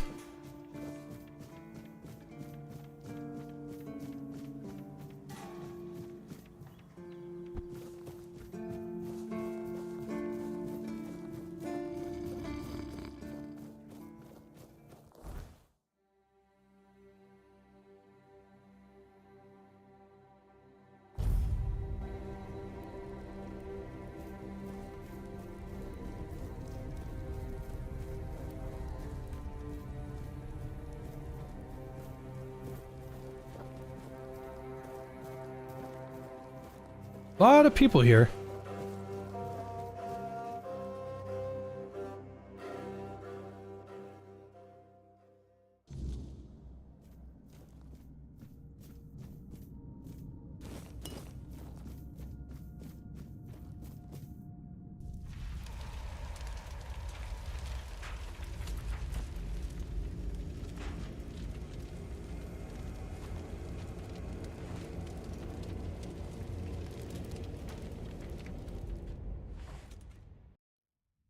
Looking good, Galahad. Hear you. Who goes there? It's shiny, sure, but you clearly have no idea what you're doing. Waving a round table pin in front of a knight of the round table. Not the smartest move. Normally, I'd throw you out for your arrogance and stupidity. But you're lucky. I've got a soft spot for boldness. And that pin has me curious. Where'd you get it? You mean you found Cuanacht's tomb and robbed it? Interesting. And when exactly did this happen? Where did you last see him? I see. Interesting. Very interesting. All right. So what do you want then?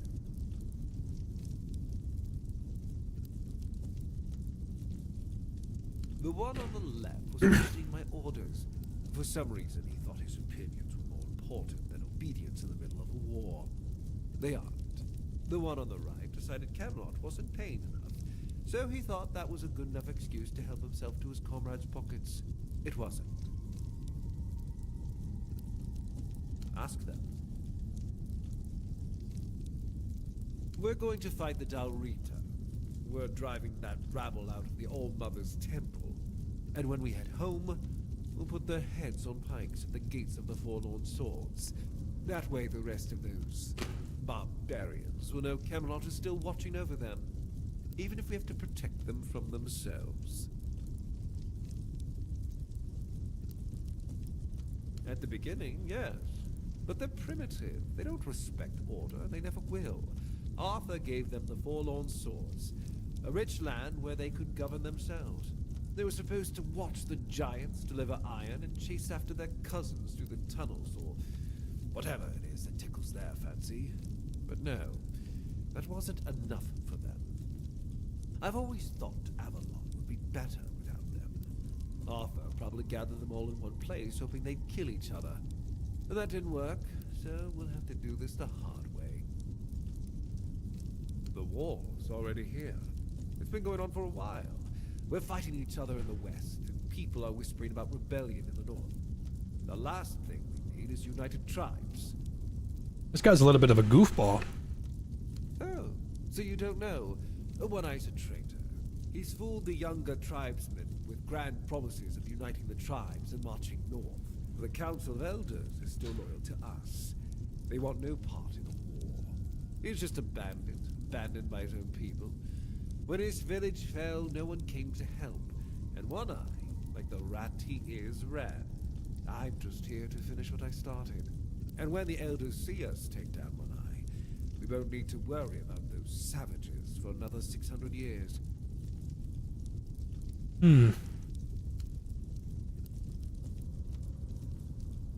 That was the plan.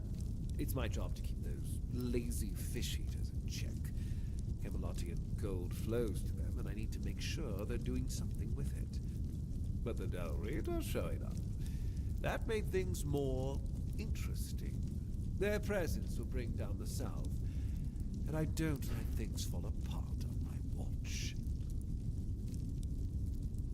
That's exactly why we need Camelot and the Horns of the South to be strong and united.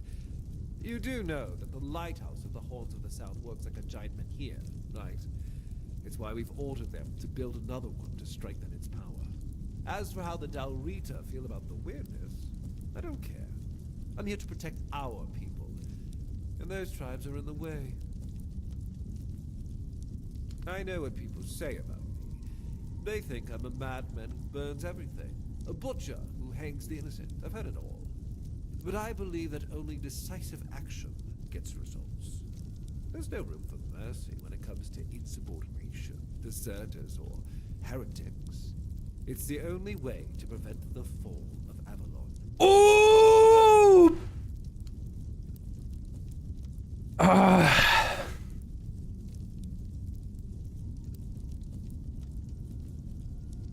Shit.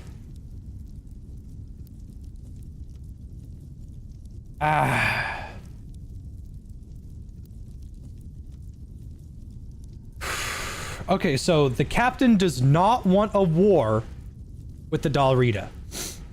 The Dalrita are very strong and very powerful. It would be a good idea to be allies with them. This guy fucking hates the Dalrita, but he's a part of Camelot.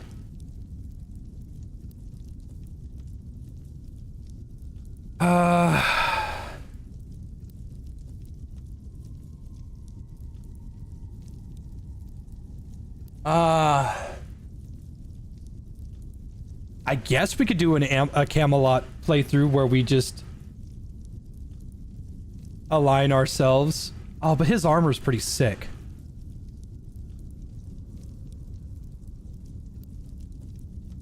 The only thing I'm worried about is the Horns in the South. He's going to fucking murder everybody, the Horns in the South.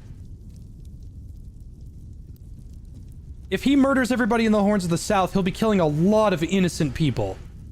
And I mean, like, a lot of innocent people. And I'm not talking like, oh, these guys are a bunch of roughneck shitheads that nobody gives a fuck about. No, he'll be killing actual, just unarmed refugees that aren't doing anything. And I'm not talking about ones fresh off the boat from Somalia. I mean, he'll be killing people that have literally been living in Camelot their whole lives that are protected by the Horns of the South.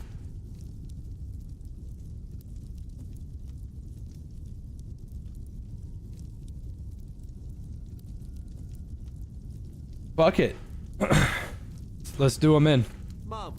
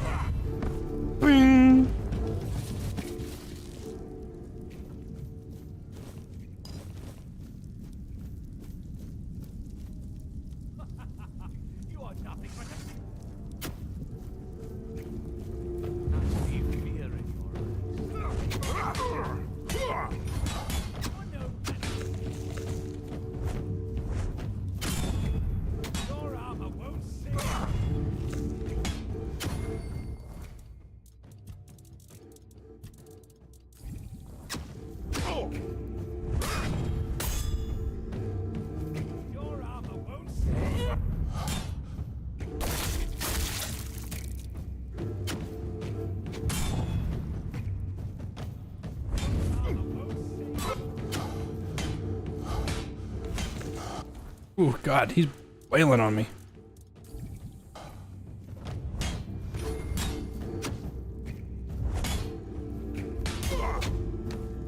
Show me what you are made of.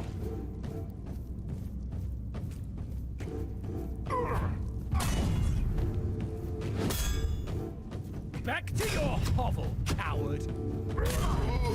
I keep meteorite striking them into the ground.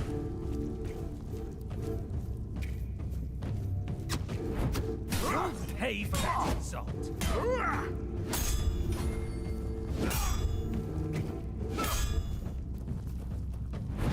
Back to your hovel, coward.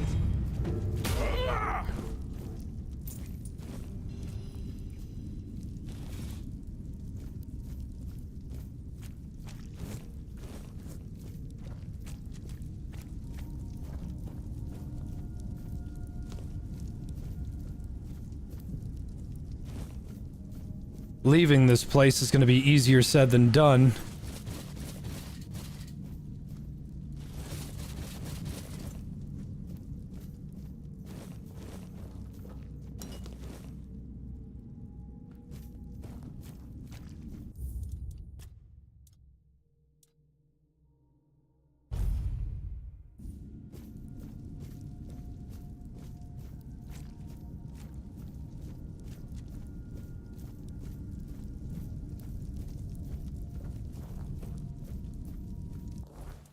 And even wear Galahad's armor? 15 endurance. Oof. The Royal Butcher's helmet. Oh damn, it kind of fucks though. Maybe not that one. But that tabard goes hard. Wow. Wow. Damn, I need more endurance. I can wear that one though.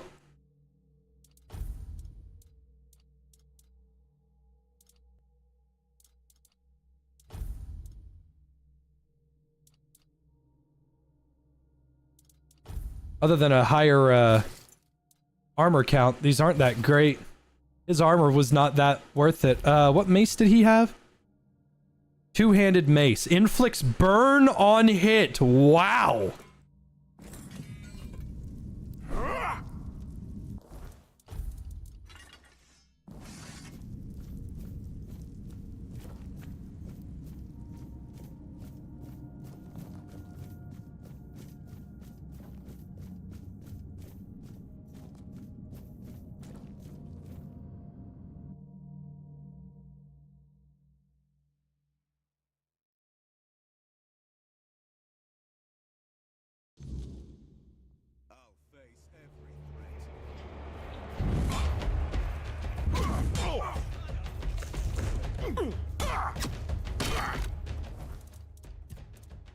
Yeah.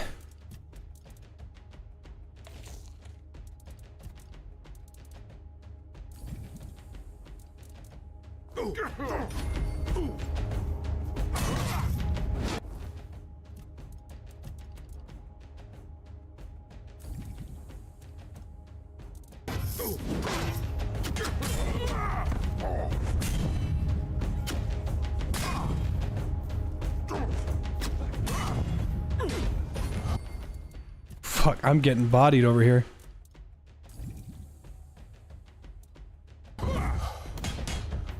Jesus Christ.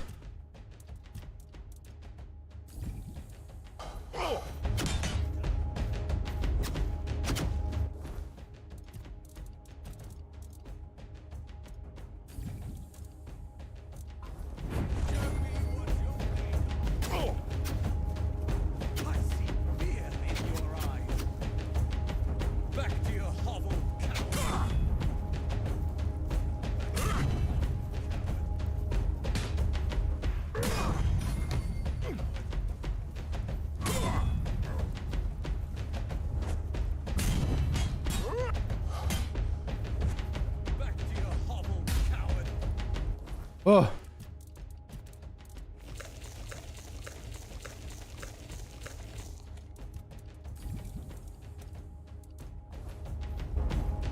Your armor won't save you. I'll strike you down. I will be your downfall. I see fear in your eyes. Ooh, too heavy.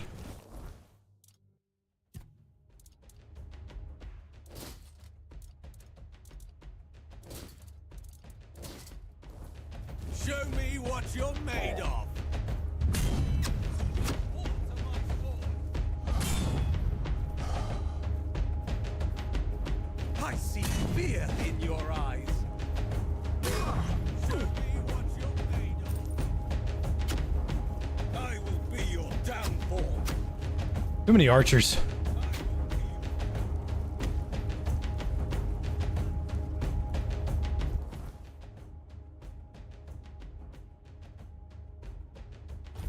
Cannot fast travel while in combat. Okay. What if I just sit here? You think they'll notice? Yeah, that'll do.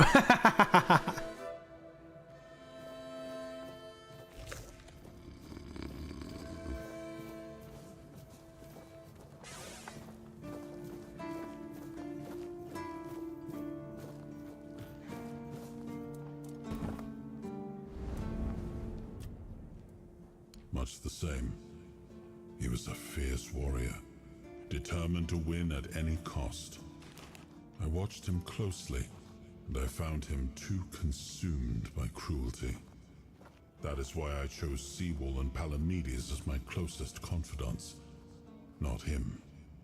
Yet this Galahad still seems devoted to Camelot and the old ways, and he remains just as fierce.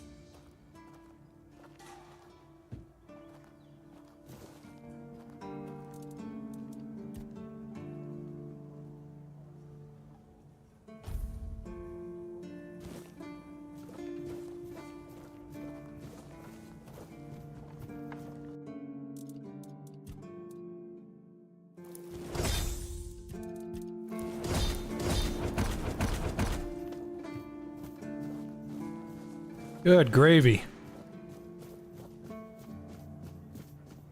Just another peaceful.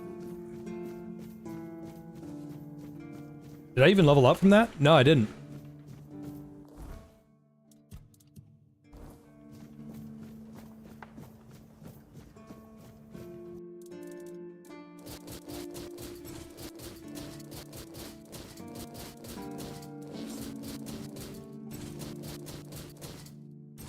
That's going to go in the stash for now, so I can sell it later once my practicality is higher. I should probably sell these, actually.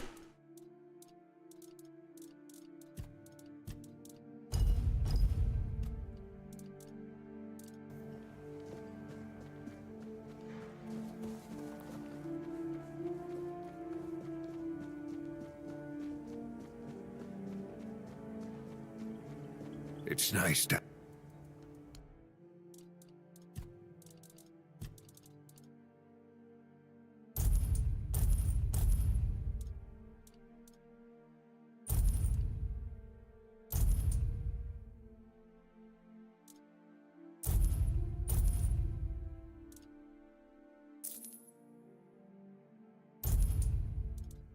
I was eating those beans. Are you fucking insane?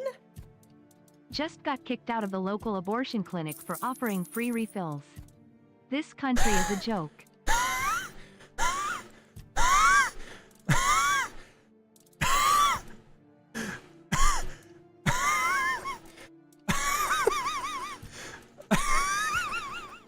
All right, that.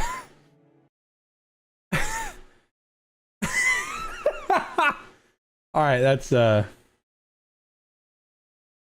pretty good.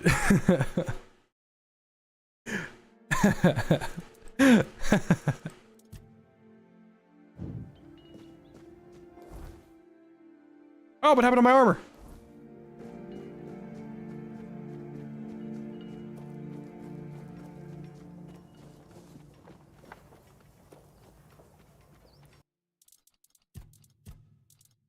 Fun.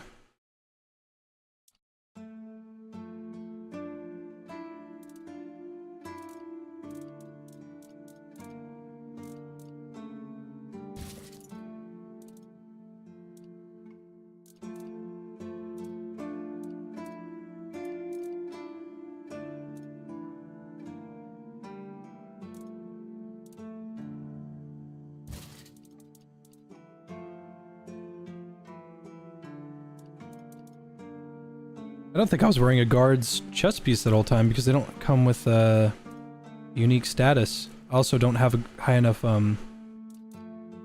craftsmanship.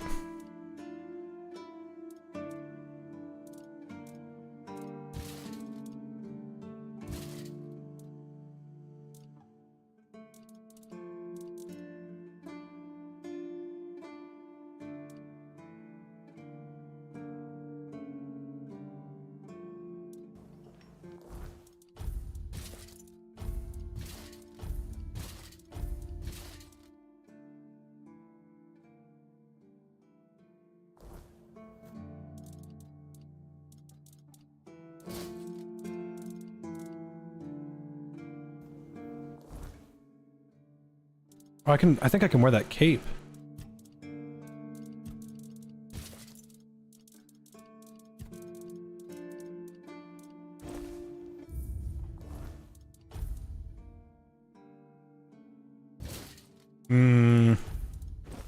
Yeah, never mind, I can't.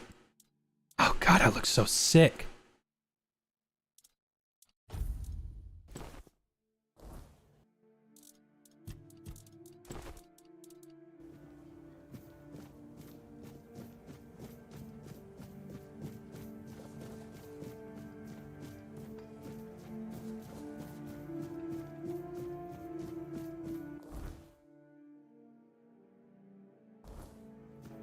Hope nothing bad happens today. Please, state your... Again? Do you keep...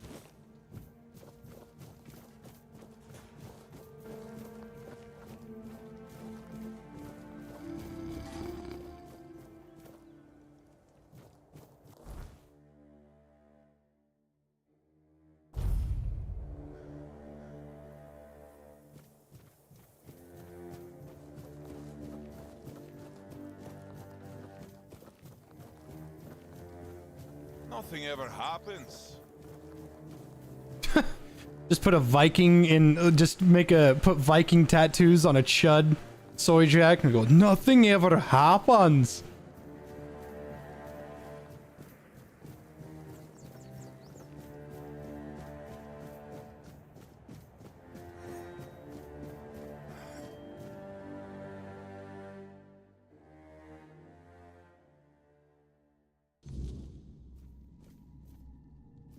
I should have saved, damn it. Oh, look who's here. Has the destiny of the South graced my humble abode? That's wonderful news. You have no idea what a favor you've done for the South. Now we'll finally be independent and safe. Because sometimes the best defense is a good offense. We were backed into a corner, eh? It were us or him. First off, he represented Camelot, and we're done with their influence, no more of their wars. Second, after the massacre of One-Eye's tribe, his death was convenient for both of us. And when the tribes finally unite and come down from the mountains, there's a chance they might leave us alone.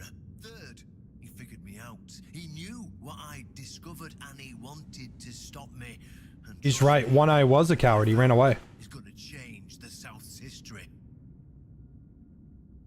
Proof that Camelot is rotten to the core, and that allying with the tribes is the right choice. I didn't plan to tell you, but my one-eyed friend convinced me. Since you took down Galahad, you deserve to know. As a reward for your help, I'll share this secret with you. Here, take this seal. In the sunken village, you'll find the entrance to Sewell's crypt. Everyone knows the story of how the evil druid sealed and flooded the place. It's true. At least part of it. But the real story is why they sealed and flooded it. One-Eye broke the old seals and replaced them with his own. If you want to see what Camelot was so desperate to hide, you'll find your answers there. They thought drowning a village would keep it secret. Behind the statue, you'll find where to use the seal. Once you do, you'll see that history is very different from what we've been telling ourselves. If that doesn't convince you that Camelot's foundations are more crap-coloured than tinged with ivory, then nothing will. I won't tell you anything more. I'd hate to spoil the surprise. I'll catch up with you later, and we'll talk. I'm sure you'll understand exactly what I mean. Oh, dude, are you kidding? Talk to me about Excalibur, damn it.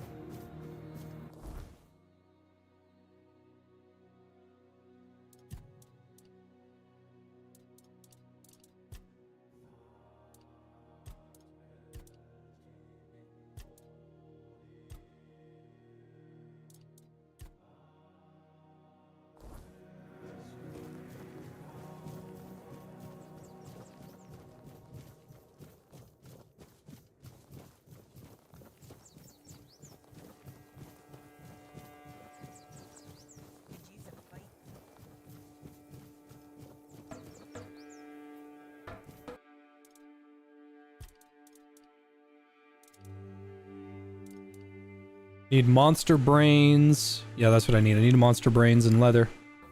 Finally finished that quest. Someone's bound to start trouble. Looks like we're going on a little normal walk so I can go kill some shit.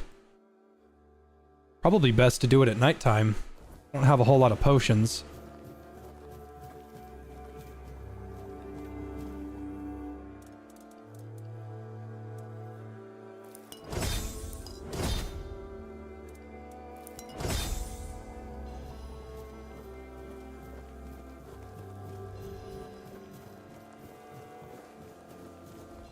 Sage is so hard to come by, and you need it for health potions.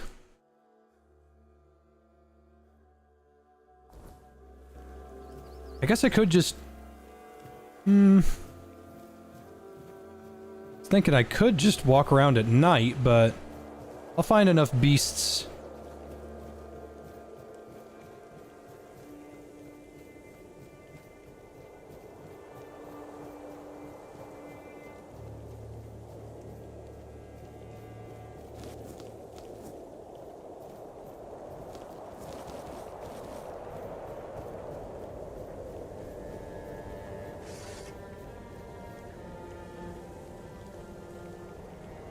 Someone's out there. You'll fall to my sword!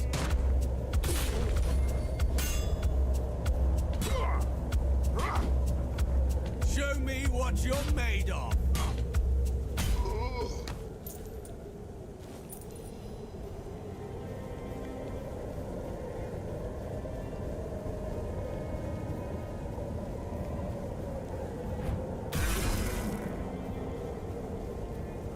I'm going hunting. That's how you hunt.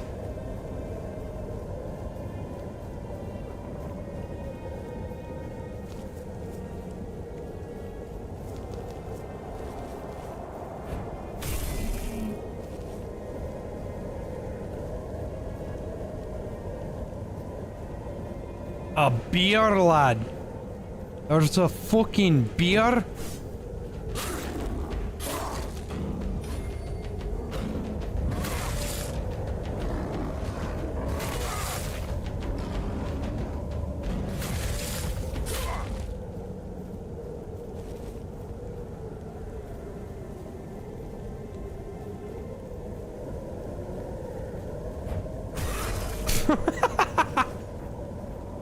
An oof!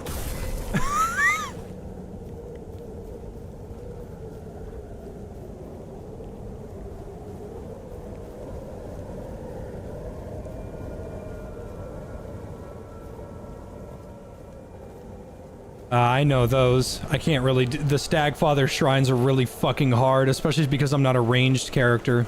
They're designed for you, so what they do is they send like 6 owl deer thing spectrums in a bunch of different directions, and then you gotta like kill them. But I don't have any range damage or any ranged weapons or enough dexterity to wield any ranged weapons, so not in the cards for me to finish those.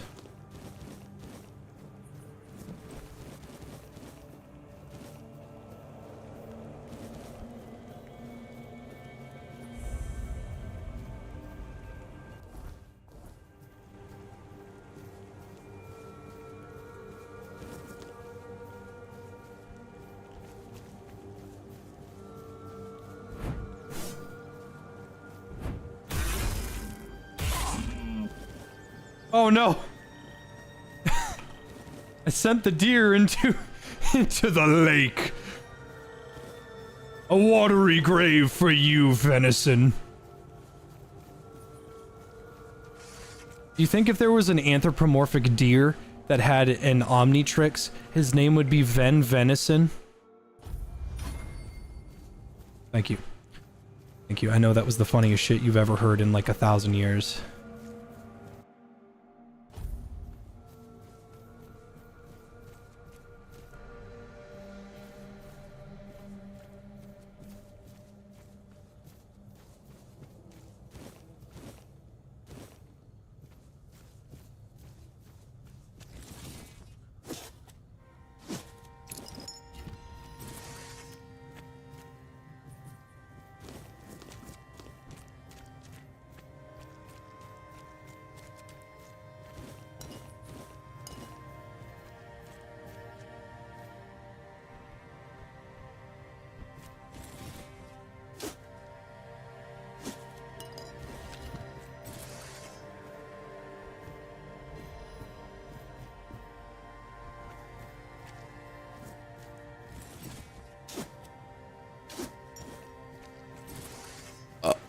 Pardon me.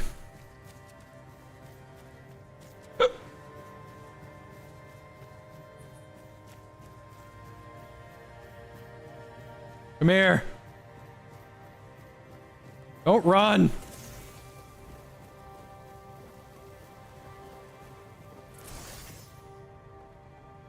Yeah.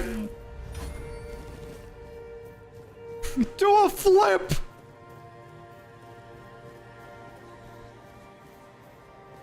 What is this?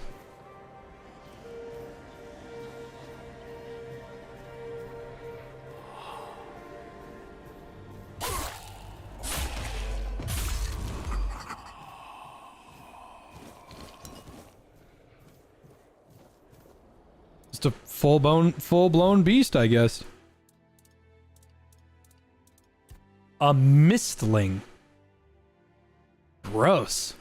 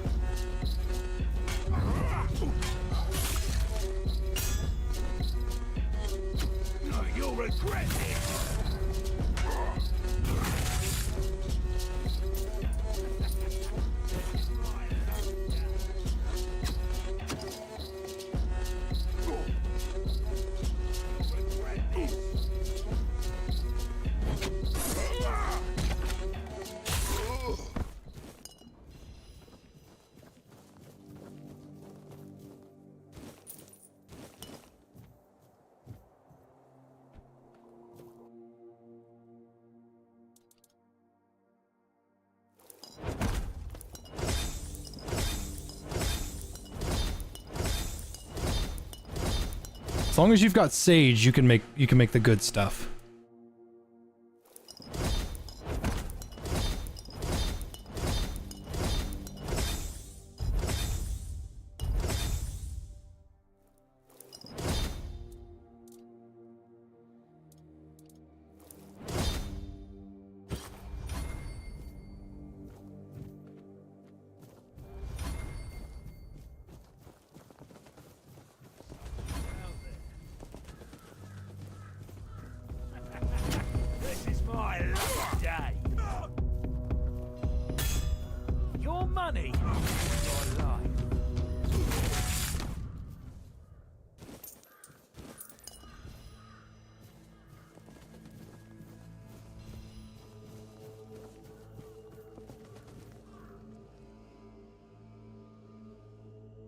You hope they remove the level cap? To my knowledge, there isn't one.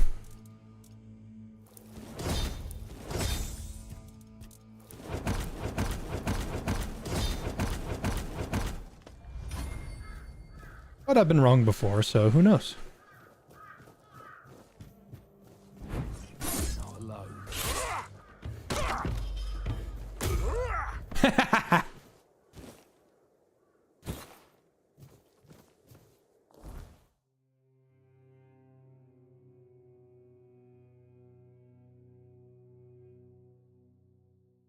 Okay, what was the plan? What was I doing? I need to kill monsters. There's a bunch over here by the beach. I don't think they'll give me what I want, but I'll take it. I think these guys don't give me what I want. They give, like a drowner stuff. I need a brain and blood clots. Those ghouls will give brains. Clang, clang, clang, clang, clang, clang, clang. Clang, clang. Oh.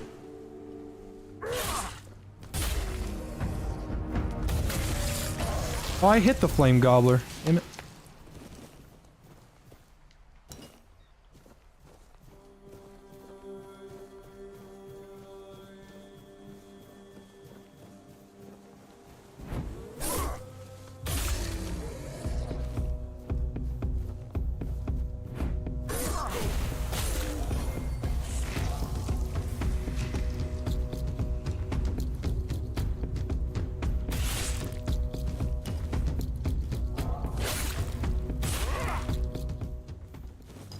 There, these guys give me blood clots.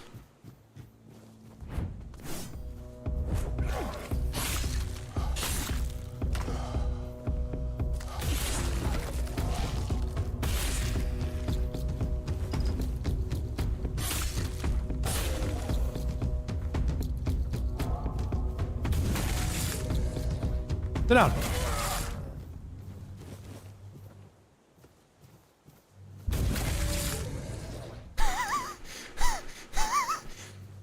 The giant clang with them just teleporting into the ground is really funny.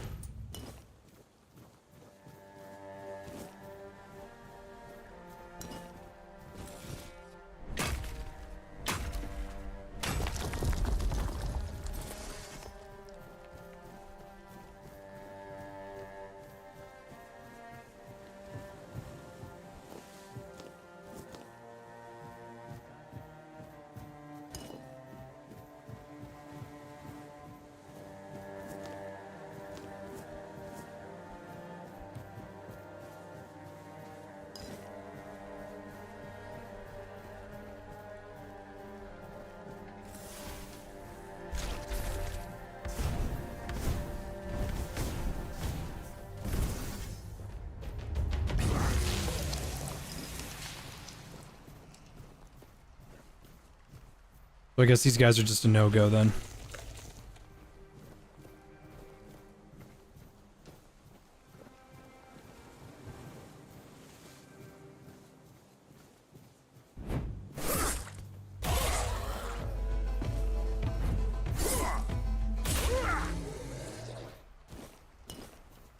Don't worry, guys. He can't take us all on at once. What the fuck was that? 16 cheese wheels?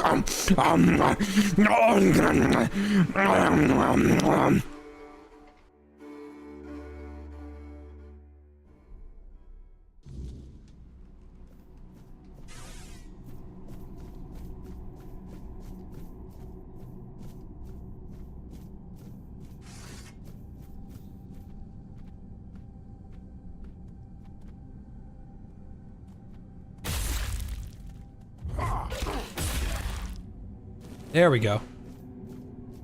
There we go.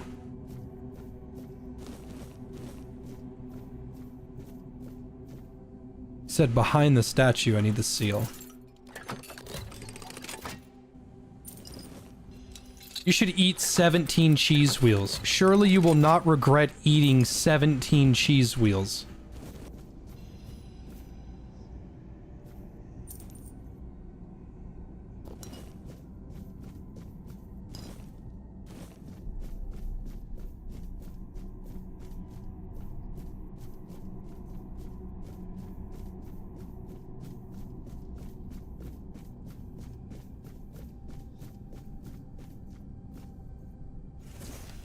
That's cool.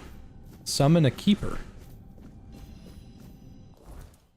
I don't think I have the spiritual... Yeah, summons a keeper to fight by your side.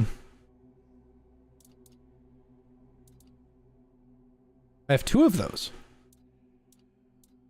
What was the other one called? It was called this one, right? These are just spells. I can't wield these.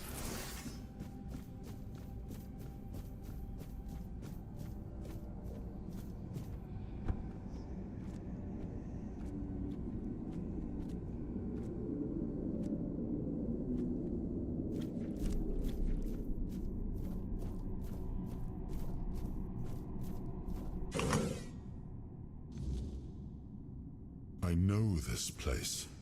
I remember it, although my memory is still clouded. I was here with Merlin. We had a disagreement about something important. It was here that the idea of how to end the war with the Four-Dwellers first took shape. But what happened next is still unclear. I don't remember. And yet, I know it had something to do with Seawall, a place of his eternal rest. But something is wrong.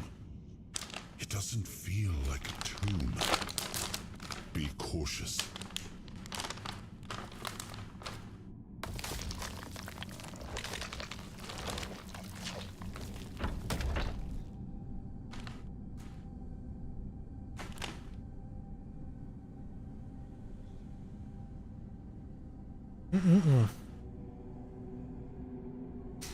Eating some Korean beef jerky. It's good. Moist.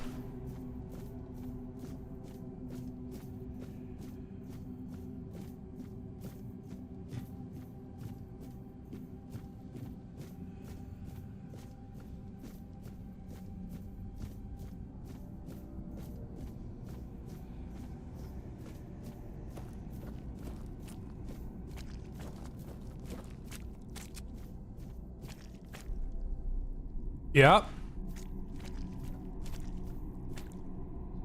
I think this is because I'm sequence breaking.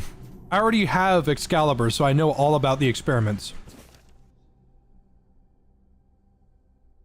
As Seawall proved himself to be the highest loyalty in the Horns of the South are equal to Camelot. It is my will that Excalibur be guarded by the Keepers of the South after my death. Let my sword rest in the courtyard of the Horns as a testament to the eternal friendship between our houses. In times of distress, my sword shall be drawn, but only by the one who proves themselves worthy.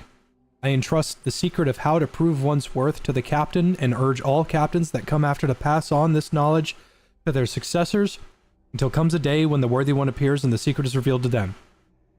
So help me, all mother and all the gods of the homelands.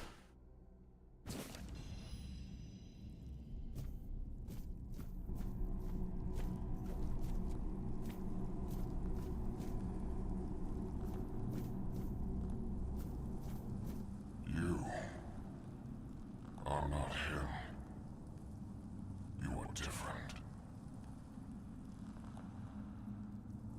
The Dalriata promised me revenge. They understand what happened here. Everyone who comes here has the right to ask. I am Seawolf Firstfoot, the one who scouted the land before the traitor Arthur set foot on it.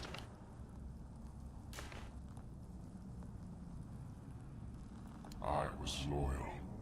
I was devoted. Arthur wanted more. Arthur betrayed me. Yes, it is my legacy. The jewel of the South, the safe haven of honorable men.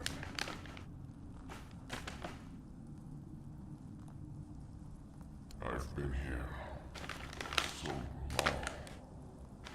Doesn't matter anymore.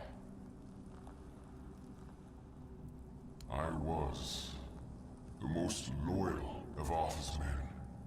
I was the first to go ashore and take on any danger that might arise in this new and unfamiliar land.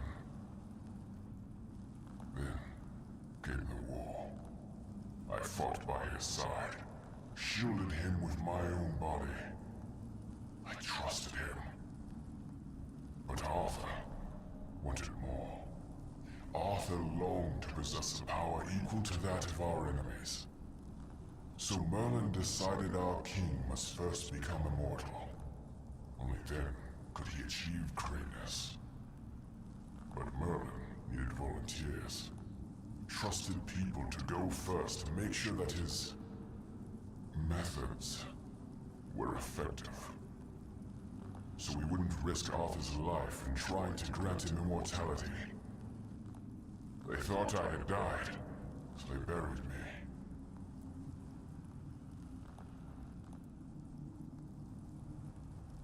Arthur's greed and Merlin's obsession made me what I am now. Arthur should have made sure. They thought I was dead, but I heard everything. I know there were others after me. I know that the king didn't hesitate to do anything to achieve his goal. He experimented on all the knights, abusing their oath. He told them it was for the greater good. Their lives, our lives, meant nothing to him.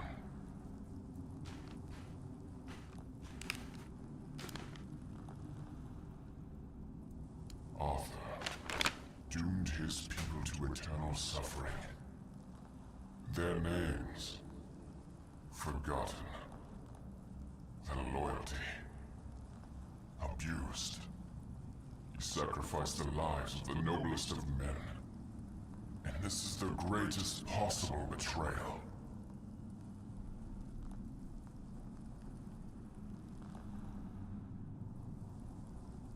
We cannot be helped. We cannot be killed. The Dalriata promised to burn down Camelot, avenge the memory of all my brothers. Camelot was built on betrayal. People have the right to live in truth. When Camelot falls, we will finally be free. Build a new world. Let the dead leave this one. He's got a point, so I think I might be full-blown anti-Camelot.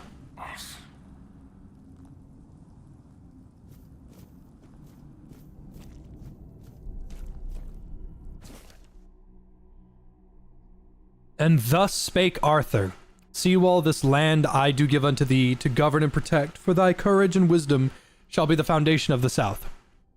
A mighty fortress shalt thou raise, and defend the south with all thy strength, and thy stronghold may be equal in greatness to Camelot. Guard the south with thy valiant breast, as thou hast guarded me. I now journey north, for those lands do call for my aid. Let my faithful Merlin aid thee with counsel in this darkest of hours." And Seawall didst reply, "Hey, yo, man, what the...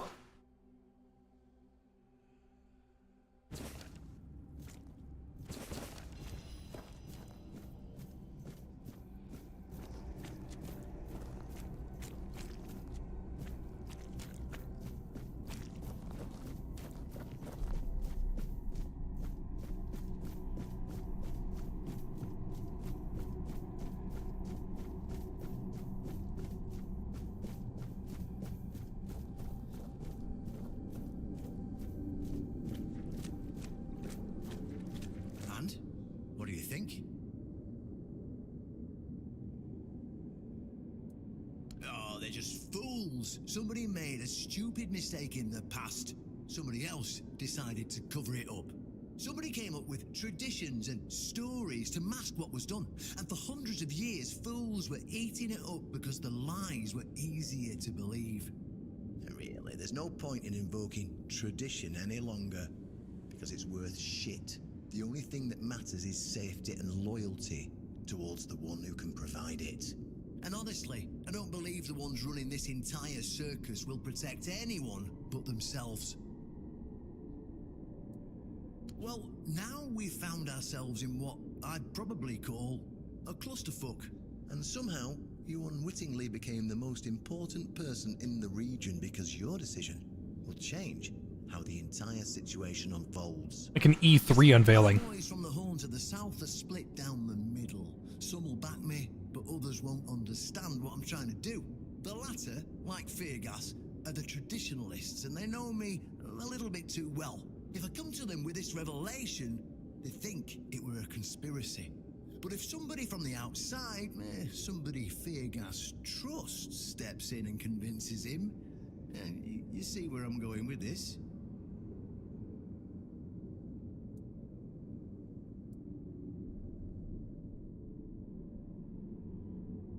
I want to be on Arthur's side here, but like... So far, Galahad is a piece of shit who's now dead. Lancelot did nothing wrong. Sewell and Conquer, they don't like Camelot. The captain doesn't like Camelot. Like, half of me is like, I want to be on Arthur's side, but another half of me is like, I know for a fact that Camelot's not what it used to be. Maybe back in its heyday, it was a castle of joy. But maybe it's changed. That's what I wanted to hear. I knew I could count on you. Go talk to Feargas. Get him to visit this place. After you're done, please visit me in the shrine. I just hope Feargas shows some sense and doesn't let his pride take over. That's what games like Lords of the Fallen and Skyrim do well is that your choice is not black and white. And I like that. I think that's the perfect way to handle an RPG, is because people are not made like checkerboards. We are a conflicting, strange list of wires and synapses that all say we're right when we're wrong. But it's also who is he talking to depicts if he actually was right in the first place.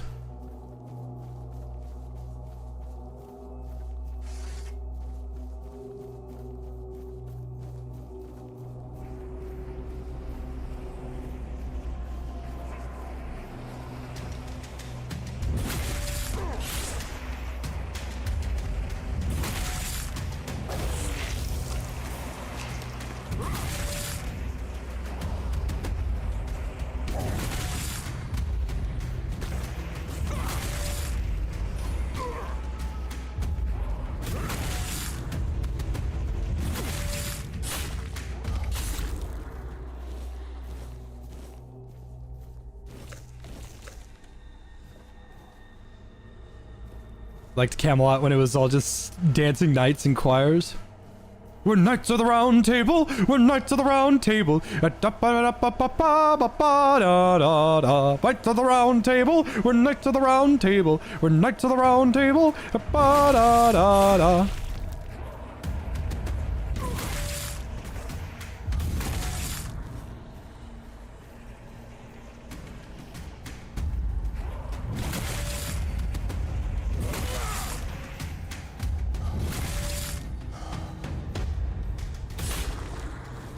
I actually don't know if there's any part of Monty Python and the Holy Grail after the intermission.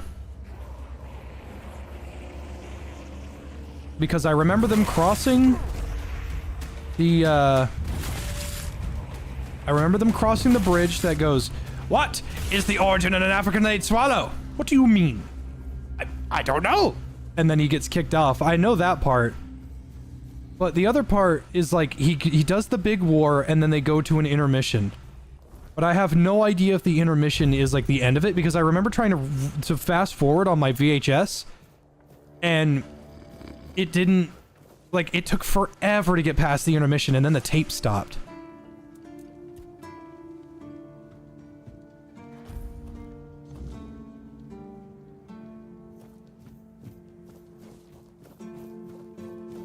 What is your favorite color?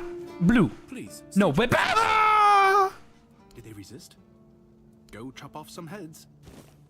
if this guy's a representative of Camelot, this makes sense why he's such a nasty creature.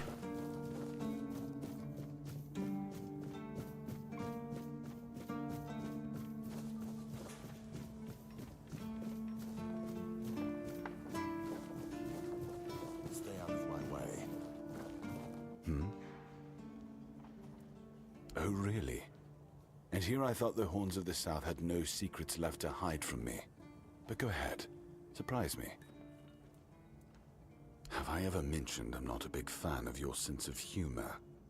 Now, tell me what you really want, or walk away. In silence, preferably. This isn't funny.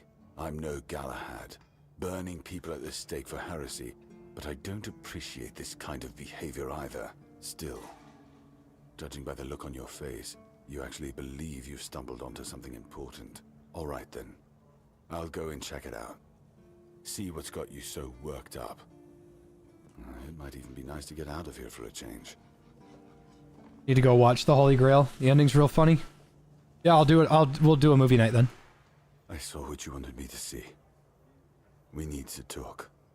Honestly, I'm not sure what to think.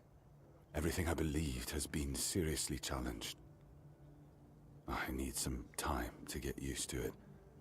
Why did you show this to me? Because it could be that I'd be better off not knowing. What they did to Seawall is unthinkable and absolutely unforgivable. What will the other keepers say? What will happen to the Horns of the South? And what about Camelot? Everything we believed was a lie.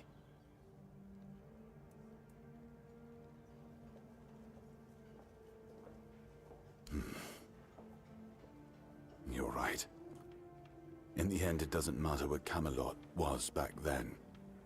What matters is what we are now. And we did everything in our power to keep the South safe, and to keep our lighthouse on through every storm. But this will be the end of the Horns of the South.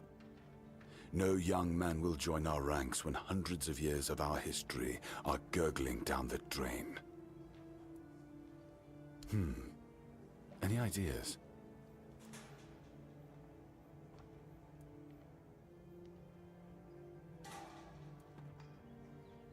It sounds better than the alternative. That we're a bunch of fools believing in children's fables of knightly honor, valor, and purity. And we'll have to give everyone some hope to cling to after the truth about Seawall comes out. All right. I assume Brandon put you up to this, so you can go and congratulate him. He won. I'll support this case, if only for the safety and well-being of our boys. I don't have to like it one bit, but I can try to make it easier for the garrison.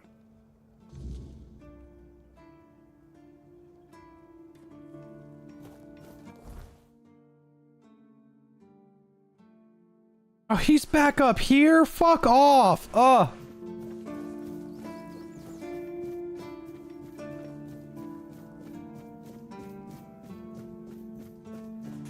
Always look on the bright side of life.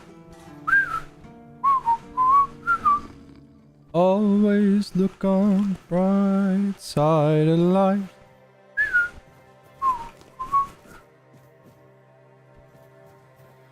I didn't know that was a Monty Python thing. Where's that Life of Brian?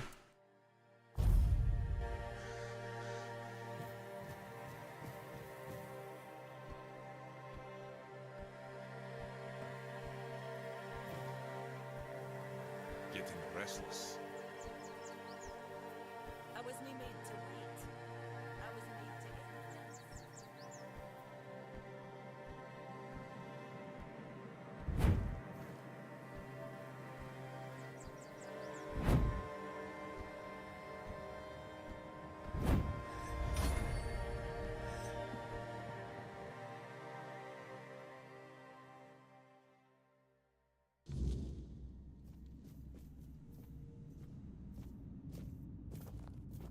Ah, you're back.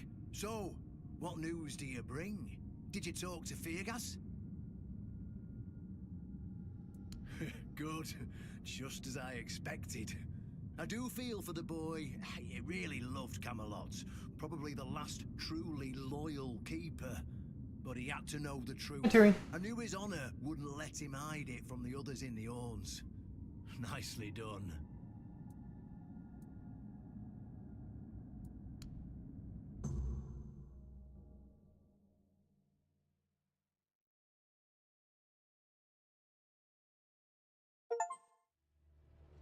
Brothers, today marks a new chapter in the history of the Horns of the South. Today, we put an end to fear and poverty.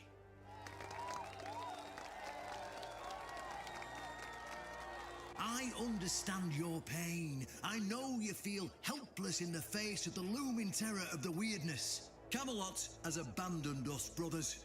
For years, they've given us no aid. All they do is take our resources, send us to senseless slaughter, and keep us in the dark. Camelot doesn't see us as equals. They've forgotten Seawall Firstfoot's legacy and the promise King Arthur made to us. We were meant to stand as equals. We were meant to be just as powerful as them. And all this time, do you know what they've done to the founder of the Horns of the South? For over 600 years, Seawall has been alive, forgotten by King Arthur and all of Camelot. You don't have to take my word for it. Seawall's tomb is open. Go and see for yourselves. I say, enough. Enough of being fed a rotten myth that turned out to be one great lie. We swore loyalty to the torturers. Not the greatest cutscene. To ever walk Avalon. I say, enough. We will no longer honor an oath made to dishonorable people. We won't let ourselves be exploited any longer.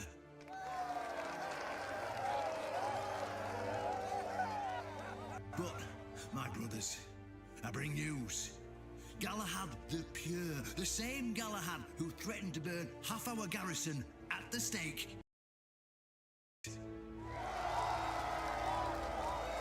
Galahad's death is our chance to break free from Camelot. Enough lies. No more risking everything for those who only know how to take. You're probably wondering, how can we protect the South on our own? How can we defend ourselves when Camelot comes to reclaim their slaves? Yes, that's what we are to them. I know the lockdown of the fortress surprised you, and for that, I truly apologize, but it was necessary to keep you from attacking our new allies, the Del Rita tribes, led by One Eye.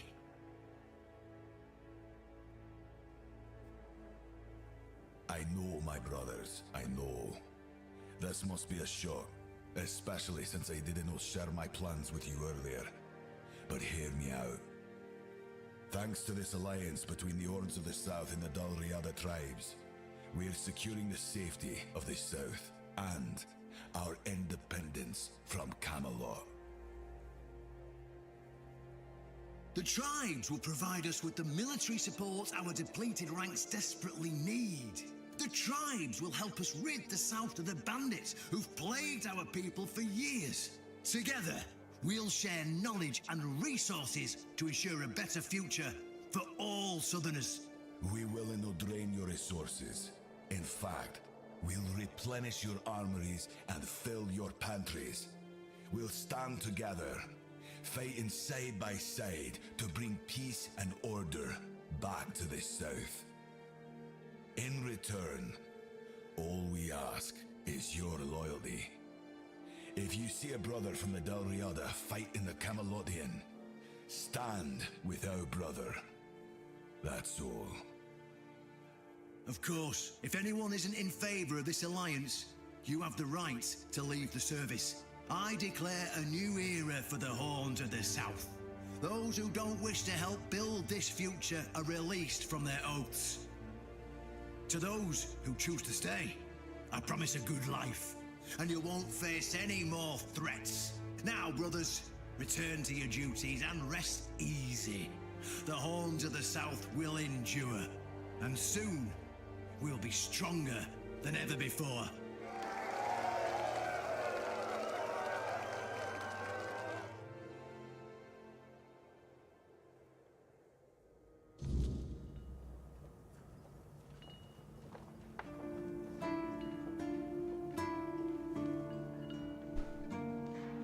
That was one hell of a cutscene.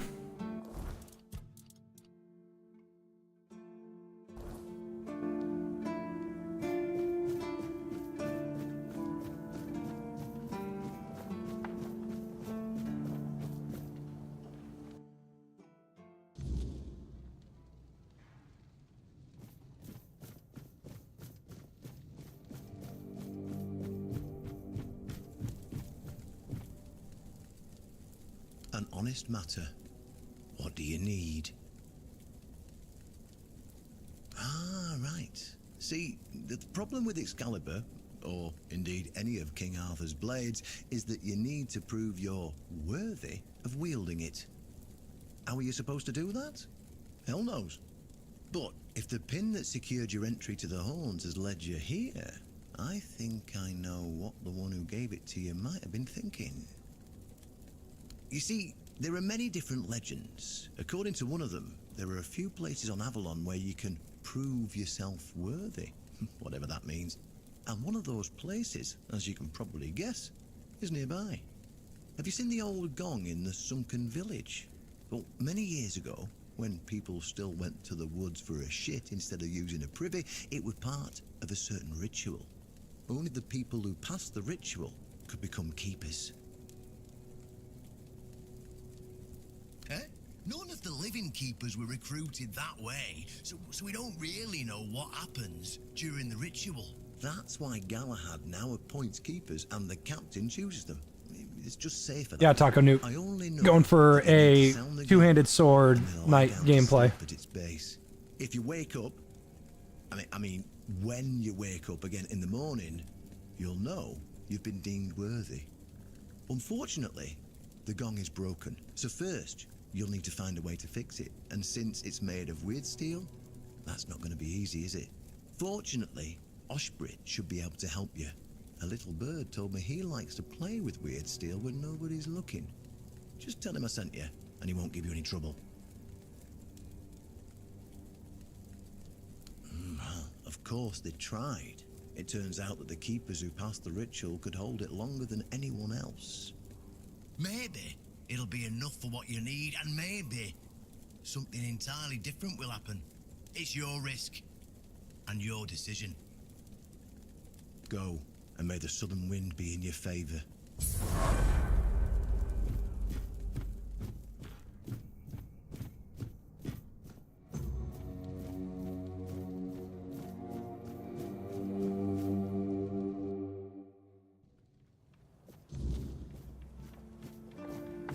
Oh, man.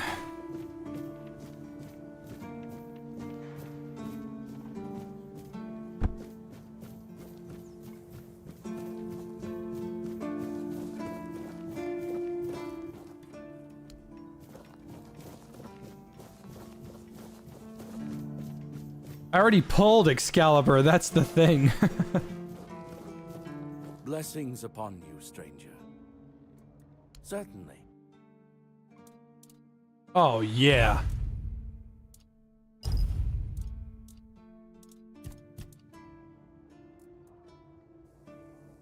May Kai...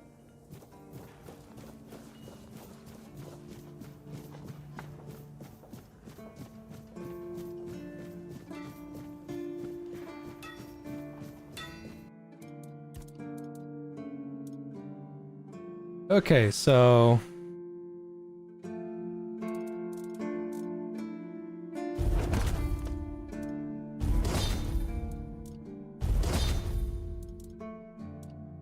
Cap. Done. Now rags. Done.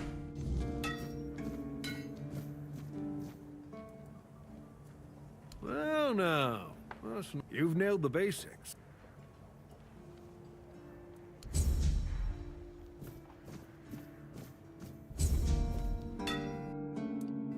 Festering chest guard, festering helm.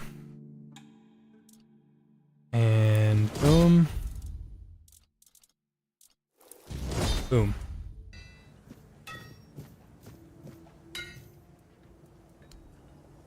Damn, you're getting the hang of this quicker than most.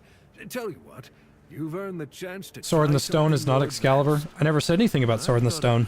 You don't pull Excalibur from Sword of the Stone here. Excalibur is held by a stone, but it's not Sword in the Stone. Sword in the Stone is an Arthurian legend, but Excalibur is, I think the Lady of the Lake gives him Excalibur. There's two stories to how Excalibur works.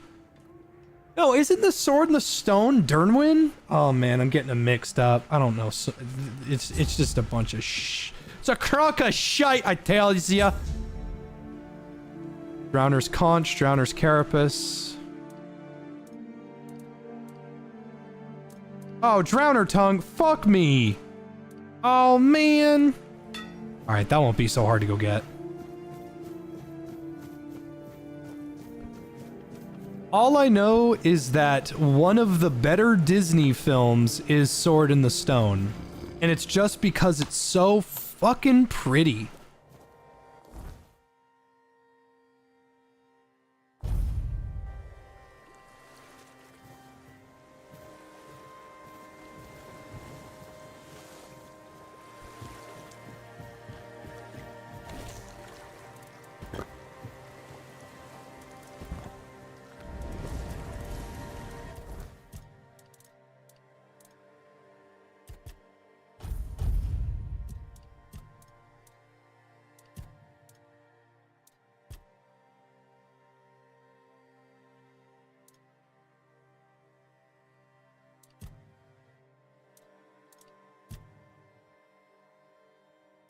Trading, here we go.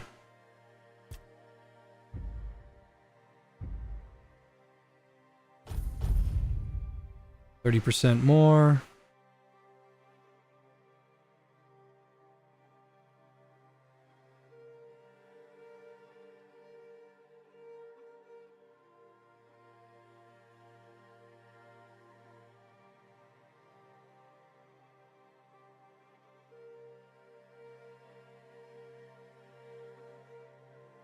I should have been dumping everything into practicality.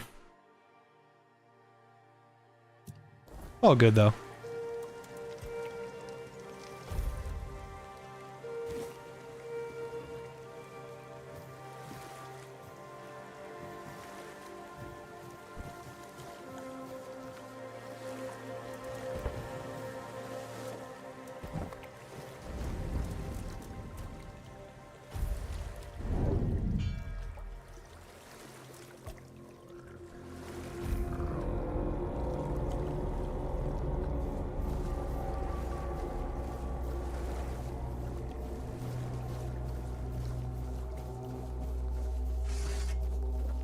There we go, there's a drowner.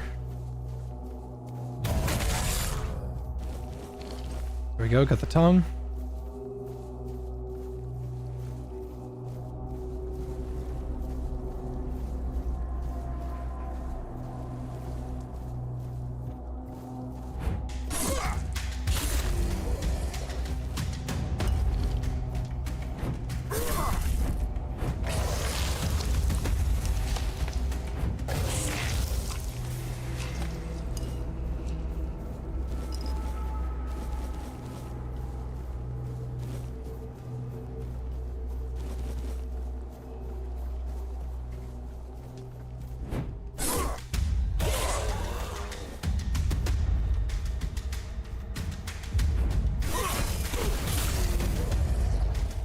Come on, I need the Drowner tongue.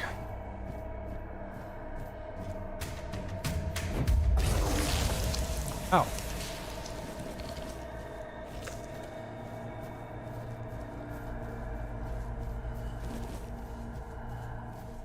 It said that I was getting ambushed in the night, but it doesn't look like that ambush is coming.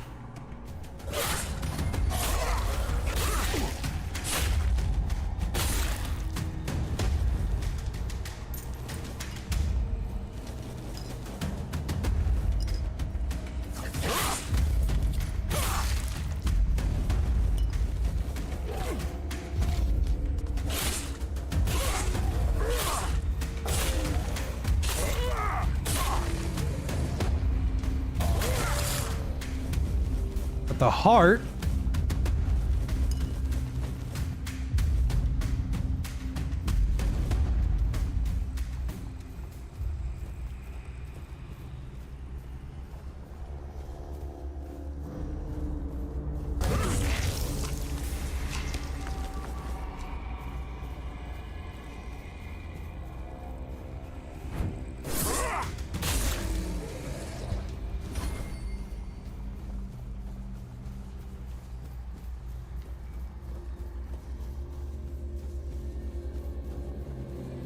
Maybe I'll have to sleep a day or two.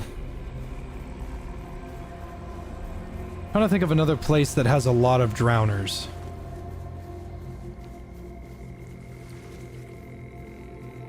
I do know one place.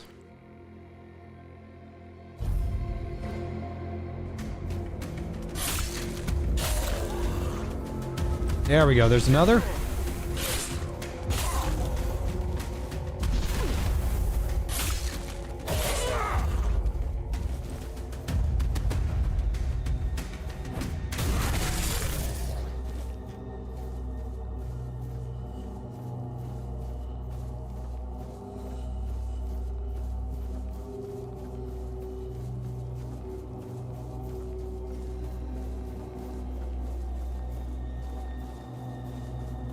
Too foggy, I can't see. Sword in the Stone for movie night? Oh, we could do that, yeah.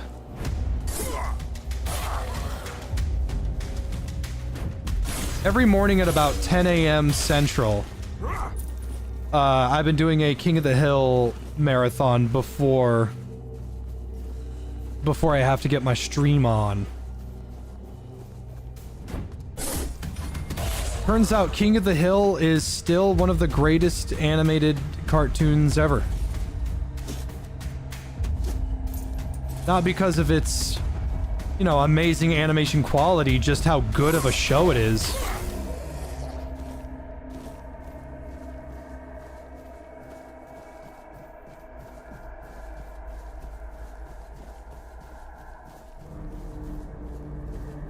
What tongues do I have?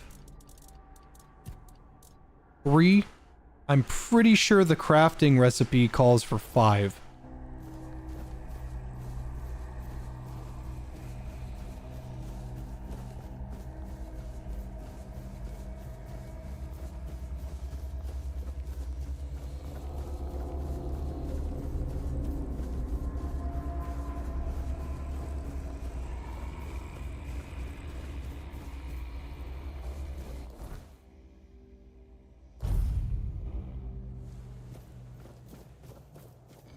Congrats, Lucid. Having a boy. Treat him right. Don't let him smoke weed.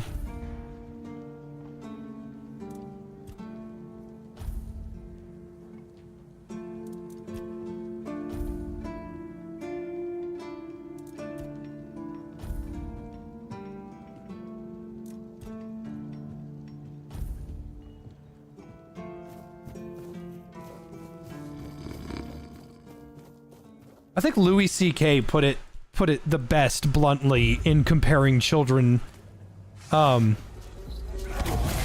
Boys, they deal damage to your house. Things that you can measure in damage, in money, in dollars. Daughters leave scars on your psyche, pits in your soul that they can't do with their hands.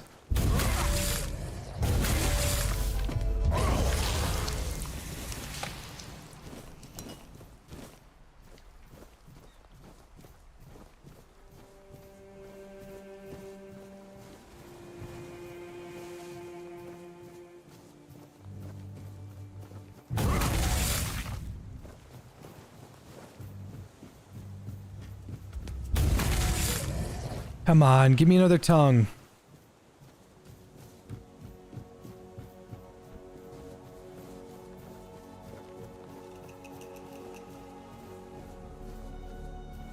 Like I'm running out of drowners. When the lifeguarding business isn't taking off as good as I want it to be. Man, I think I'm running out of drowners.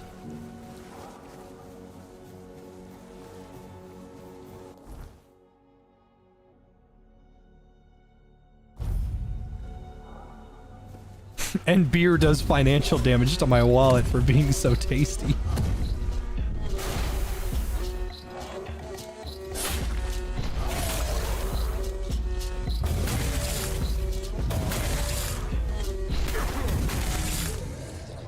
There we go.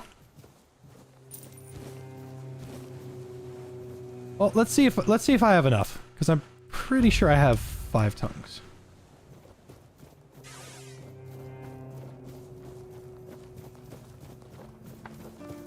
Which one works better as a beer fetcher?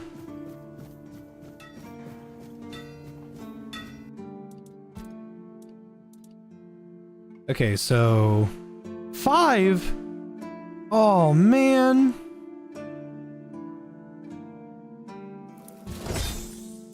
Well, I made the chess piece. Now I need 2 more tongues.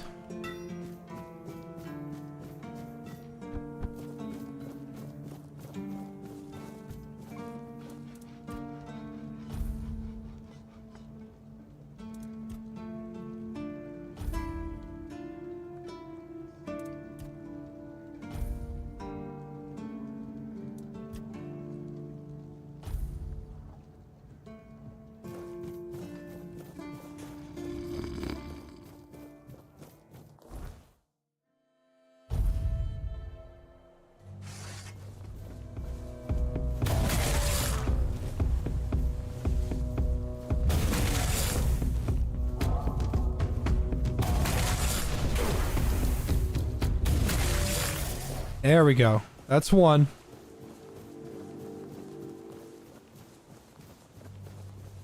And that's two.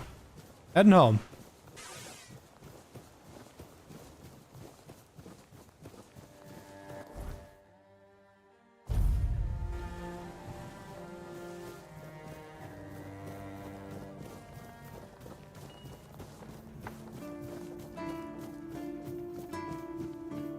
Just another peaceful moment.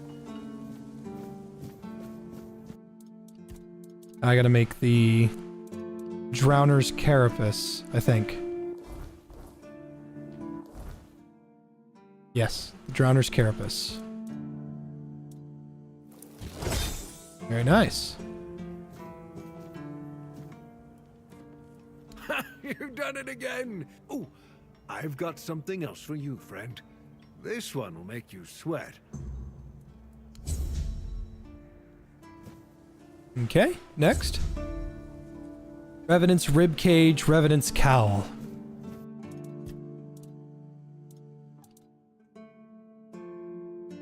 I have enough for that. Oh, I have just enough for that.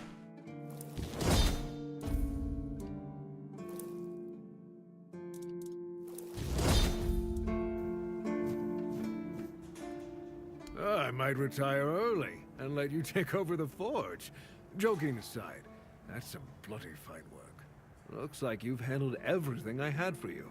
Say what you want about the Dalrida, but those bastards have tricks up their sleeves that even I don't know. Nice. I guess I can head up east. See if they're selling anything that'll give me the recipe necessary.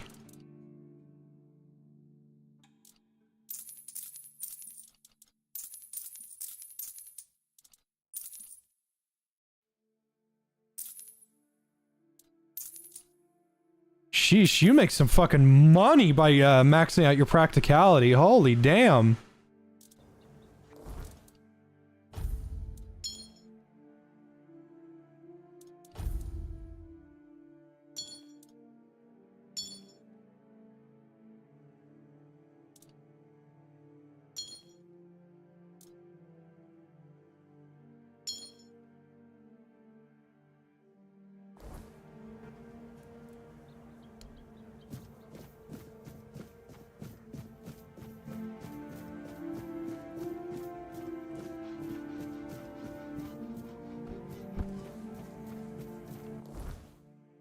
I'm not close to leveling up yet.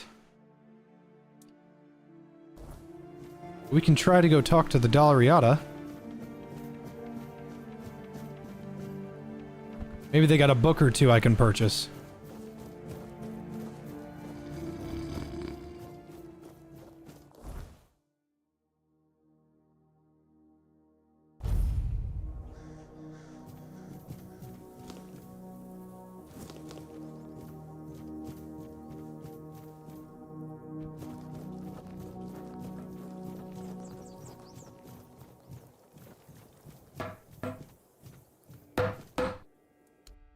There we go. Old steel warhammer. Holy fuck! I can't afford it, but I can wield it. It's better than my sword, and it uses less stamina.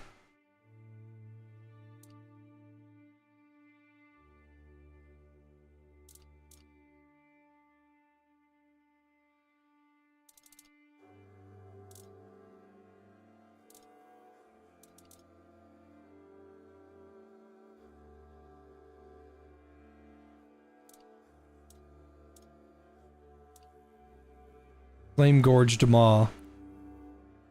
Ooh, that would be helpful.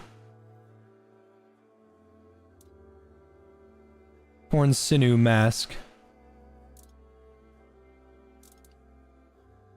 Blood-soaked Hood.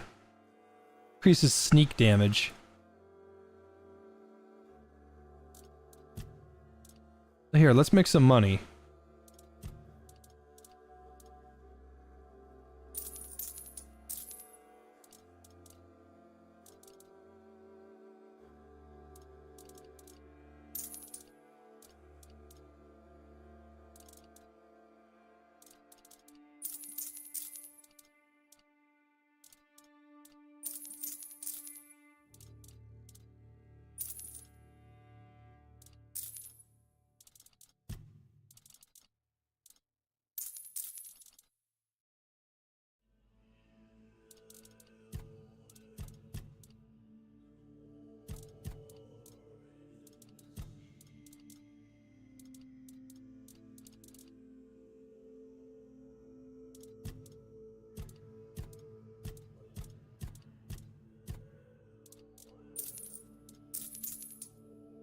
You know, that would probably explain why I'm weighed down so much.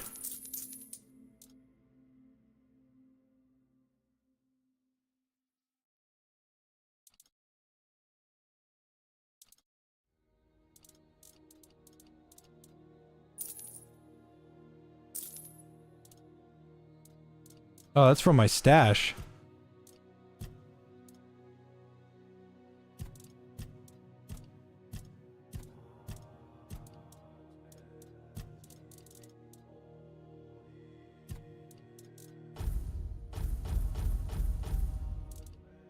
Yeah, you want Erendite?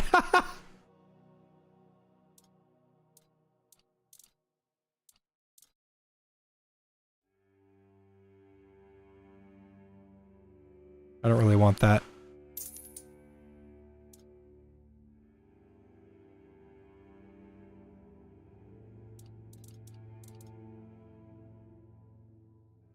I don't really want to sell my legendaries.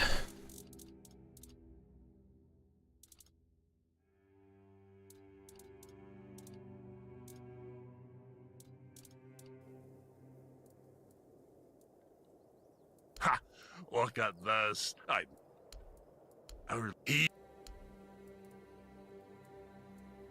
Right now, most of them have their... It's said to watch out. It'd be best if the leader of the... Yes, as you've... I don't really care what a bunch of savages have to say.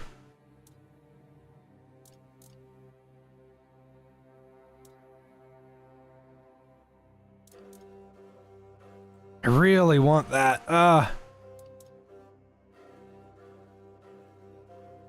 +1 attribute points permanently. Yeah, that would be pretty nice. Here, hold up. Is that one? Is it 1 attribute point?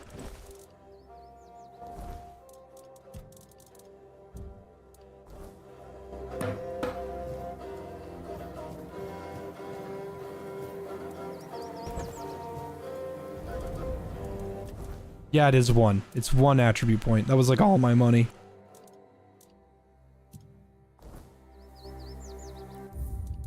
I'm gonna load that quick save.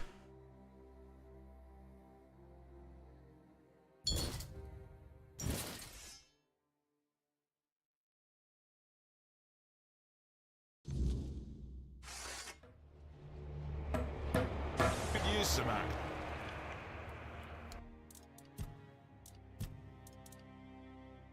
Don't want that.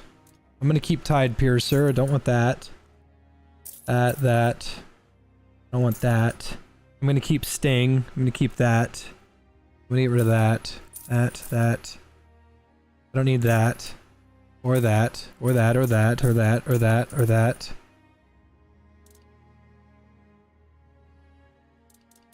Don't need that.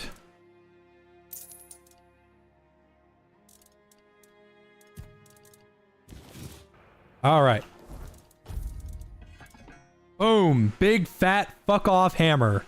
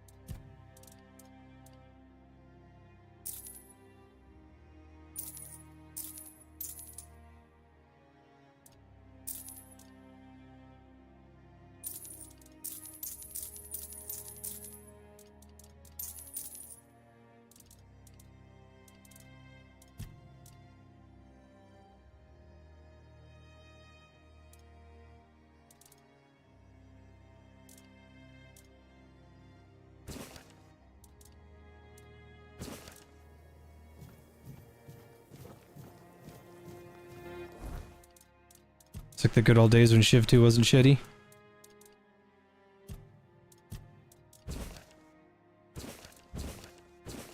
Shiv was always, a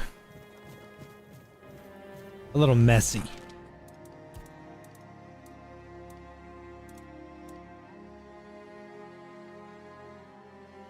But it was fun. Can't argue with that. It was a fun time. Oh, I need meteorite ore? Shit, I don't know where to get that.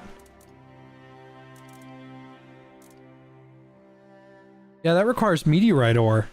Yeah, I don't know where to get that.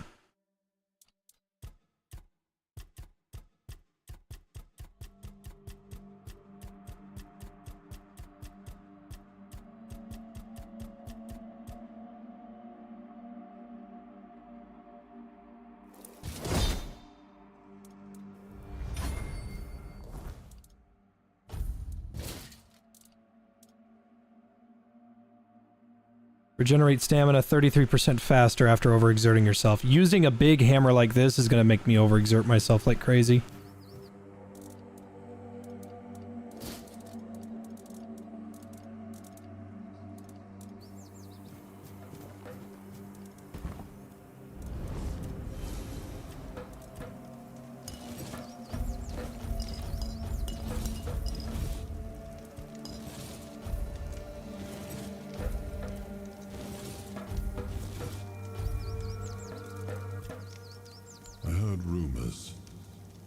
The Delrita chieftains spoke among themselves of the stone wardens they brought from the homelands. Yet when I asked, they had little to say. It seems their brotherhood has found a way to bend the weirdness to their will. That is good, I suppose. If you have the chance to learn from them, do so. We need every advantage to restore peace to Avalon.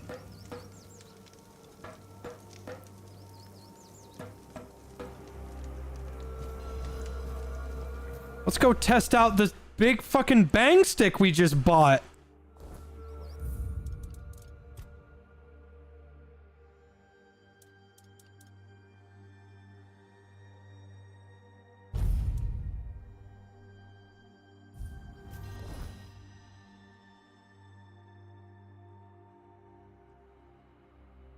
Let's see, do I have any quests left?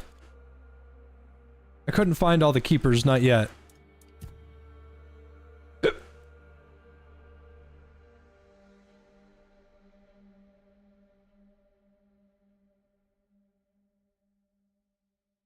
This part's kind of nothing. There's not really much over here.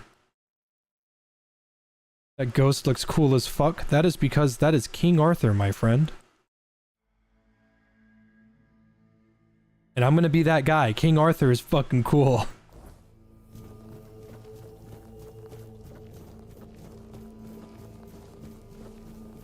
I think we're getting close to going to the next part of the map.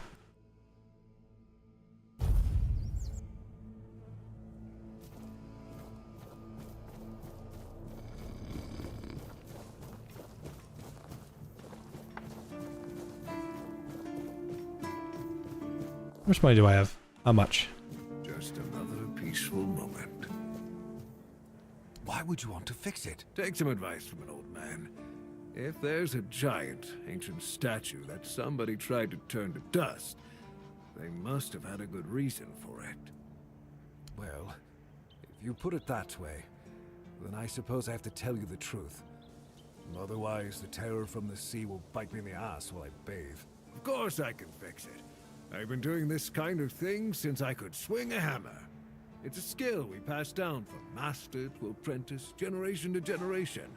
Nothing fancy, just good old blacksmithing. Obviously, though, you'd have to bring me a couple things so that I can actually do it.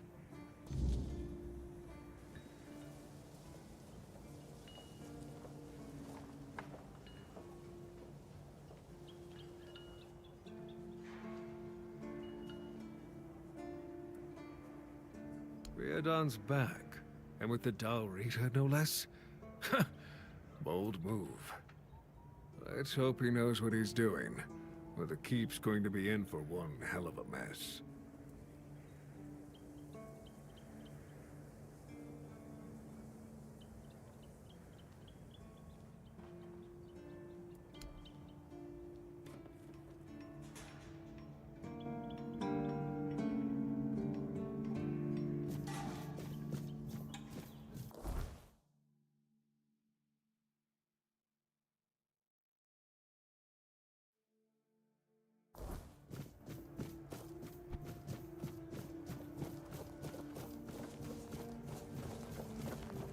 Mexican autism win?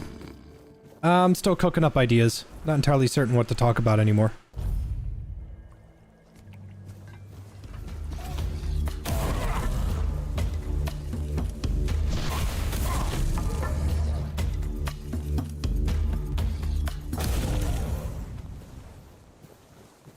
The lion does not give a shit about the protective armaments of the hammer. Of the conch.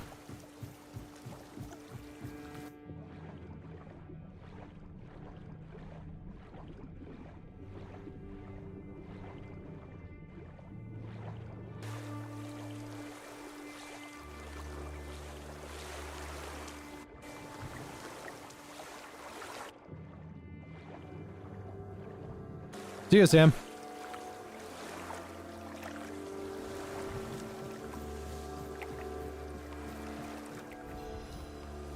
Oh, a wanderer in the sunken village. You must be lost. Back in the day, you just needed to look at the stars and you'd know where you were going. Now, even they are misplaced. Island Asylum? I don't remember being there, not clearly. But when I look at your face, something stirs. Yes, I'm sure we've crossed paths before. And look at you now, out in the world, breathing the fresh air. That's something to treasure, my friend. Freedom is a gift, even when it feels heavy. Enjoy it. Monsters? I think you misunderstand. I don't see any monsters here, only lost villagers, still clinging to their home. It's sad, but as you can see, not much depends on us. The world just keeps on happening, and you happen along with it. They were given some time which they've tried to use as much as they could, that's all. I'm glad they allow me to stay here despite what happened. I like this place. Think I'll play Subnautica 2 when it comes out? I don't know. Because on one hand, the original developers of Subnautica were a bunch of cucks. On the other hand, that's not a good enough reason for them to get fired and the entire studio to lose out on a $250 million bonus. It's the cycle of life. There's nothing to be afraid of. If you're afraid, it means you're struggling with something too much, my friend. Sometimes you just need to sit and look. Watch everything turn.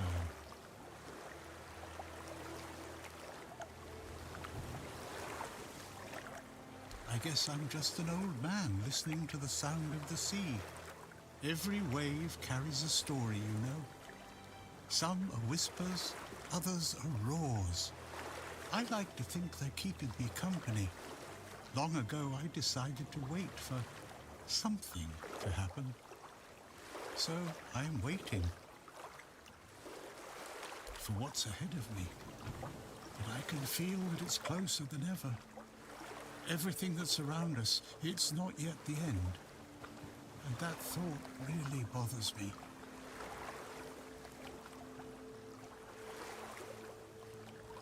The sunken village was not always sunken. But one day, someone, undoubtedly important, made a decision, undoubtedly necessary, that it would be better to make it so. So the wave came and made the village into the sunken village. And its inhabitants, well, you can see for yourself.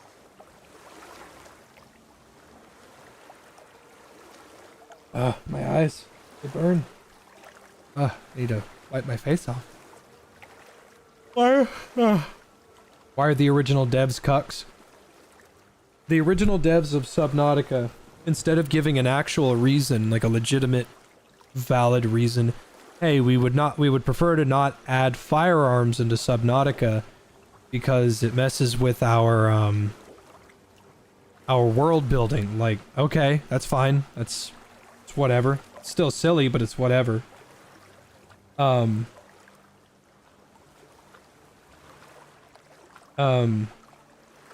Instead, they said, yeah, we all hate guns. We absolutely despise guns, and we want all of the guns removed because Sandy Hook is the worst tragedy in human history. And I'm like, yeah, it was bad. No one's arguing that it was bad, but it has no sway on your game.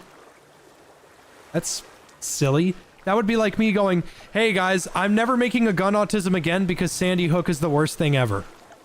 Instead of saying, I'm not making gun autisms anymore because it physically drains me and it's not super fun to make anymore. Like that's a very retarded way of thinking. However, Subnautica was a great game. Below Zero fucking sucked. But, you know, I still don't think that's a good enough reason for them to lose their jobs. I know that some druids did it. Specific individuals, although their names have long been forgotten. This is no great mystery, my friend.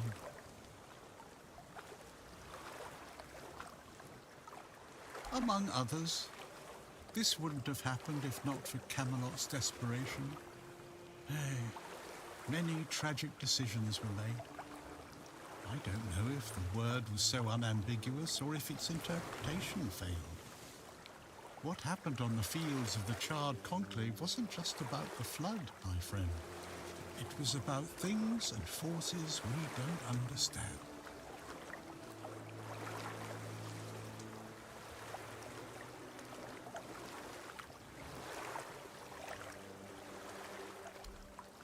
I have everything I need. The entire world in one place. Before you go, I would like to ask you one thing. Who are you? I understand. I see you. I hear you. And I have a feeling that you will find what you're looking for. Farewell. And thank you for visiting me, my friend. You can come keep me company whenever you want. Yes, they also made Natural Selection 1 and 2.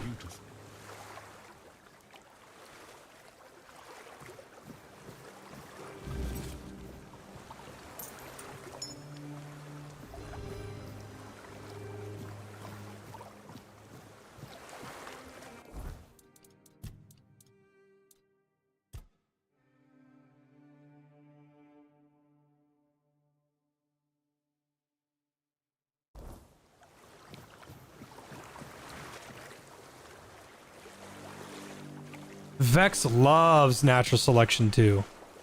According to him, that's one of the greatest games ever made. I tried playing it, it's too fast for me.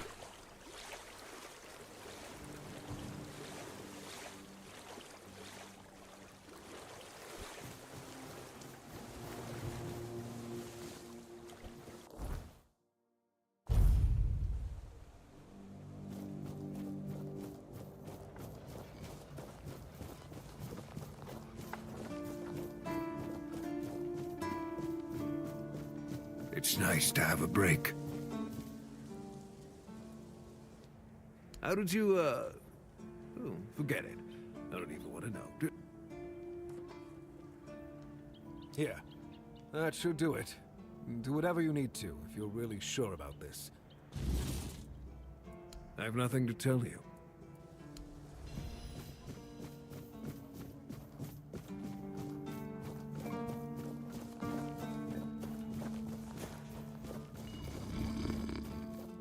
NS2 is very unique because of the commander role.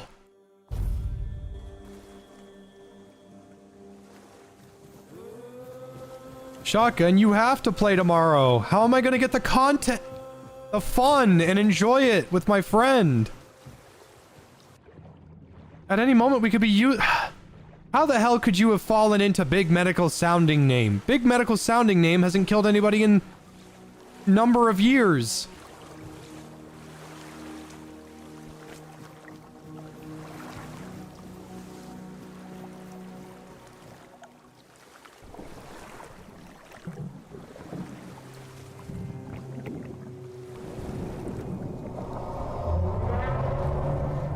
Oh, shit.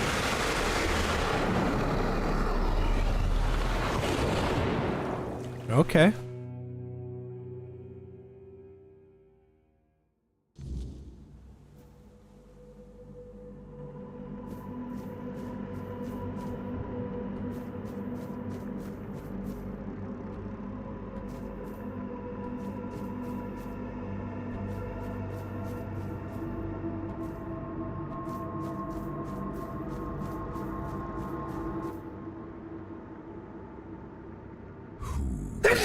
Disturb my peace. You made an oath never to summon me again. Excalibur. Wait. Is it really you? You, who come from a time beyond. Show yourself before I was me. eating those beans. Are you fucking insane? I mean my day off is tomorrow, Jay, so maybe we could play Abiotic Allow Factor. me to answer. Hey, where are you going? Welcome, come back here. Old friend. I can see that you know me, but I am a mere shadow of my true self. I don't remember you, Lord of the Seas. Forgive me. That's what you told me, my friend. The next time we see each other, you will not remember me. But you are here now. The will and the power led you back to this place. Even in this incomplete form. Where should I look for myself? I wish to restore Avalon to its former glory, yet I don't know how. Avalon's fate has never rested upon one person alone, not even one as great as King Arthur.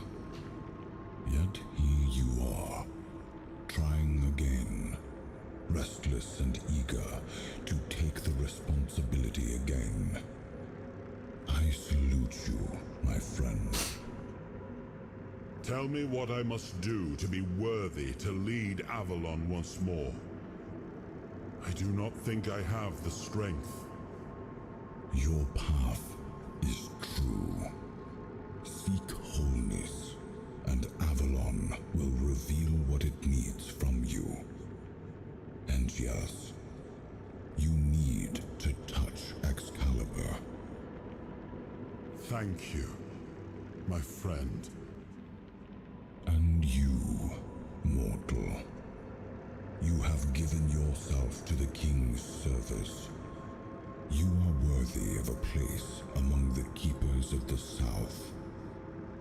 Arthur, take out your sword and fear no failure. It is yours to take. It always was. I deem you worthy, my friend. The promise I gave thy mother is fulfilled, and thus our pact is ended. You know where to look for your soul. Trust yourself.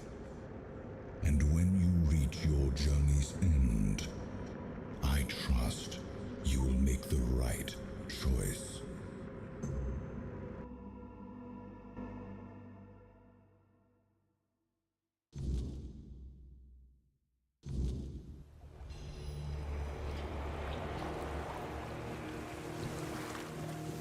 Cool.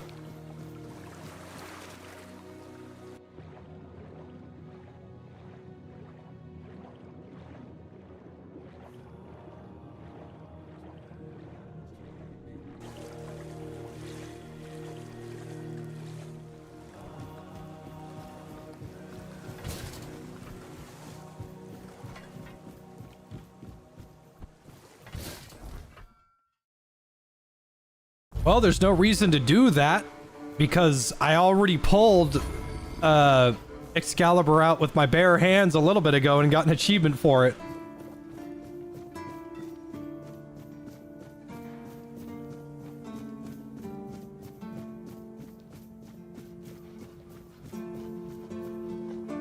And it's not even an item that you can take, so we're done here.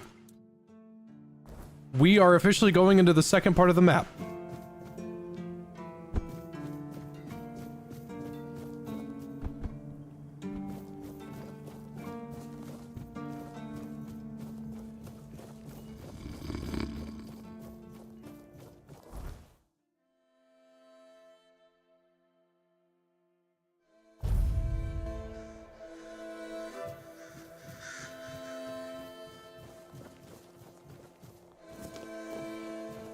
Officially entering a part of the game I have never been to. What was the achievement? Grab Excalibur without any outside help.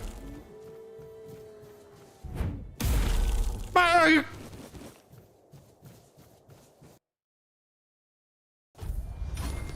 Hey, what are you doing? Why are you walking up to me? God damn!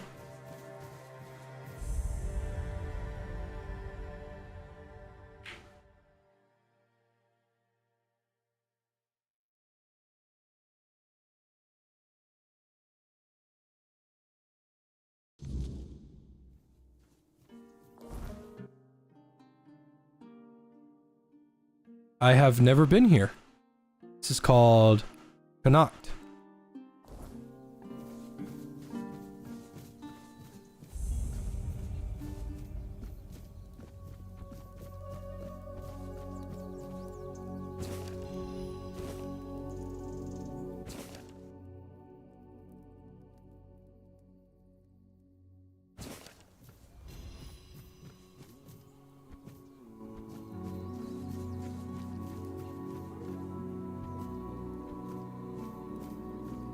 Oh, meteorite ore.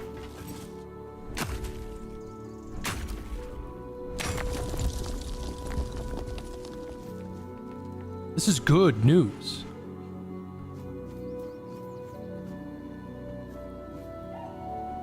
Yeah. Yeah. Yeah. There we go. Fingers crossed I find more of this, and if I do, I'll be able to make that armor that makes my physical damage skyrocket. Anything to make this hammer hit harder. Hello, lads. Hmm? Who's there? What do you want? We're just sitting here, not bothering anybody, so there's no need to bother us. Vran? Ha! I've been wondering how that old harpy's doing. We haven't seen each other in a while. You can go. If you know our sister's name, that means you survived meeting her. That's enough for me to let you pass by.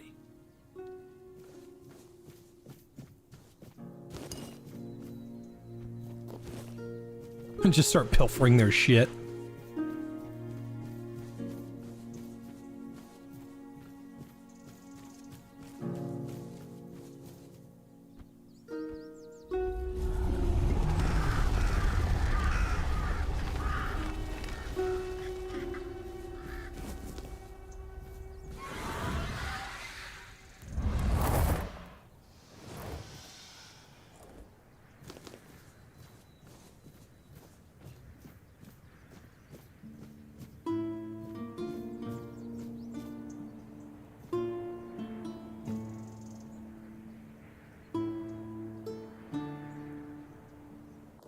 I have no idea where to start.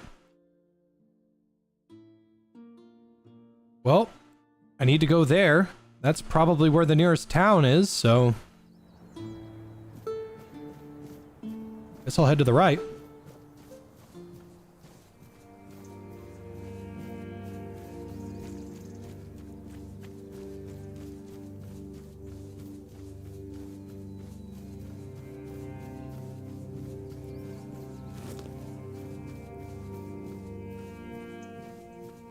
Disgrace Knight. Oh boy. Yeah. I will be your downfall.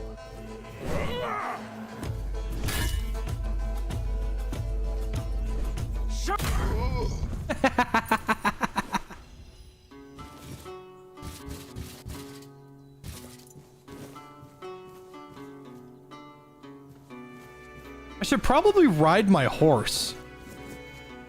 Yeah, I should probably do that.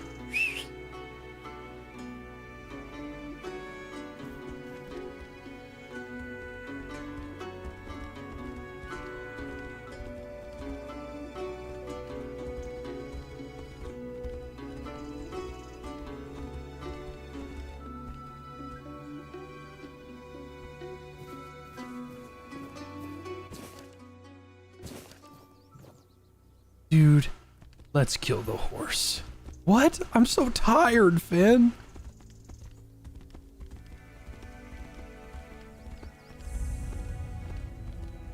Was that weak ass whistle? That's a me whistle. I sort of know how to do a finger whistle, but I can't do it with one hand. I almost know how to do it with one hand.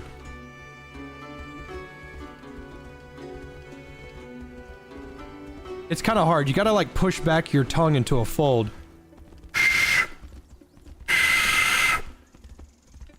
I can sort of kind of do it.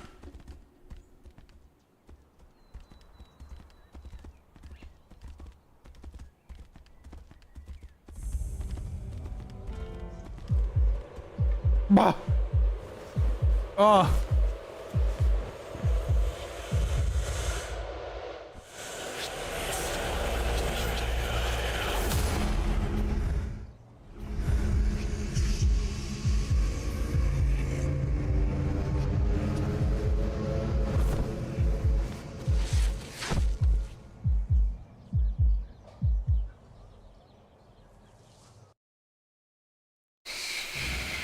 Don't even say that.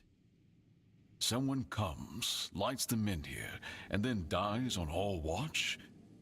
People would be at my door with pitchforks.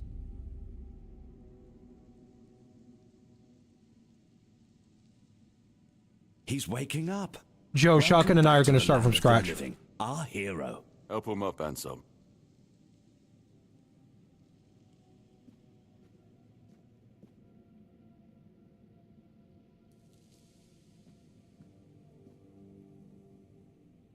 Welcome to my home.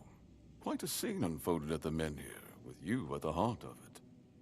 I can't decide if I'm more delighted or surprised. What was it that made the men here react to you? The local men here have been rather lifeless for quite some time. Then you come along, breathe life into what was dead, and, whether you meant to or not, alter the course of our history. That's how I see it anyway. Tell me, do you know what this menhir represents?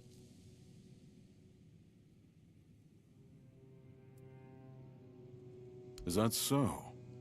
That would be quite the discovery. The people of Avalon still believe the legend, that Merlin, under King Arthur's command, raised the menhirs to protect us from the mist that spawns monsters. But none of this matters in our current situation. Here, the menhir represents something more. For some, it's a symbol of freedom and independence. Strength, if you will. It shows that the people of Cuanacht, my subjects, can face any challenge, even at the world's end. And for others, like our guest from Camelot, whom I'm sure you've seen, it's a symbol of power. Power once granted by King Arthur, and therefore by Camelot. And power that has been granted can be taken away.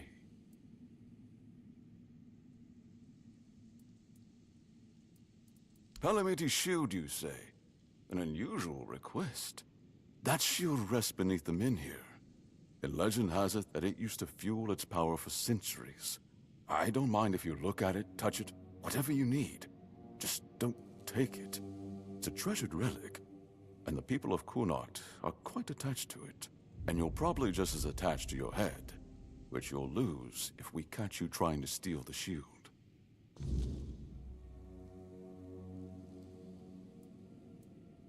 I want you to speak with Dinno, and try to calm him down. He's the commander of Camelot's forces stationed in Cuanacht, and, as you probably imagine, your presence here didn't exactly make his job easier. With the men here active again, everything could change. If you need anything, speak to Ansem. He's the one who decides what's worth my time. Noted. Just keep your head down. Ah, a new face. I am Anselm, Major Domo to Lord Yvain. Any business to be done in Cuanacht usually passes through my hands first.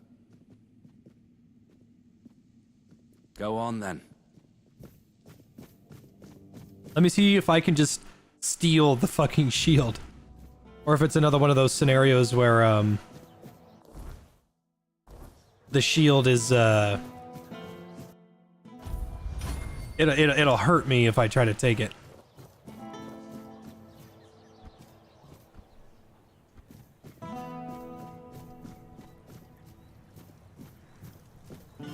We'll say this place is definitely prettier than the Horns.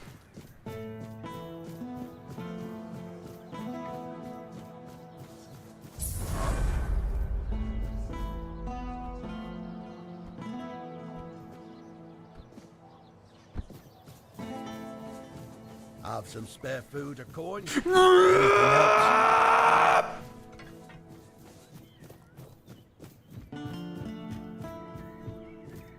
Do I have a scientist sock tuber for 1.0? No, I don't, but I could ask Stacks for it.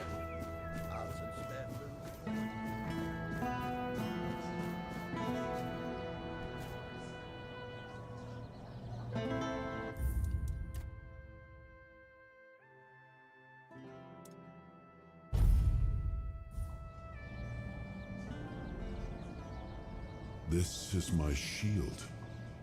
But there's no part of my soul inside. We need to look somewhere else. But I can feel the missing part. Close. Maybe it's the men here. Maybe it needs something from us.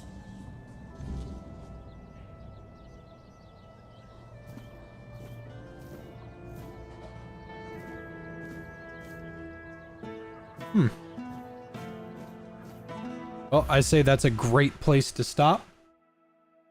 This has been fun.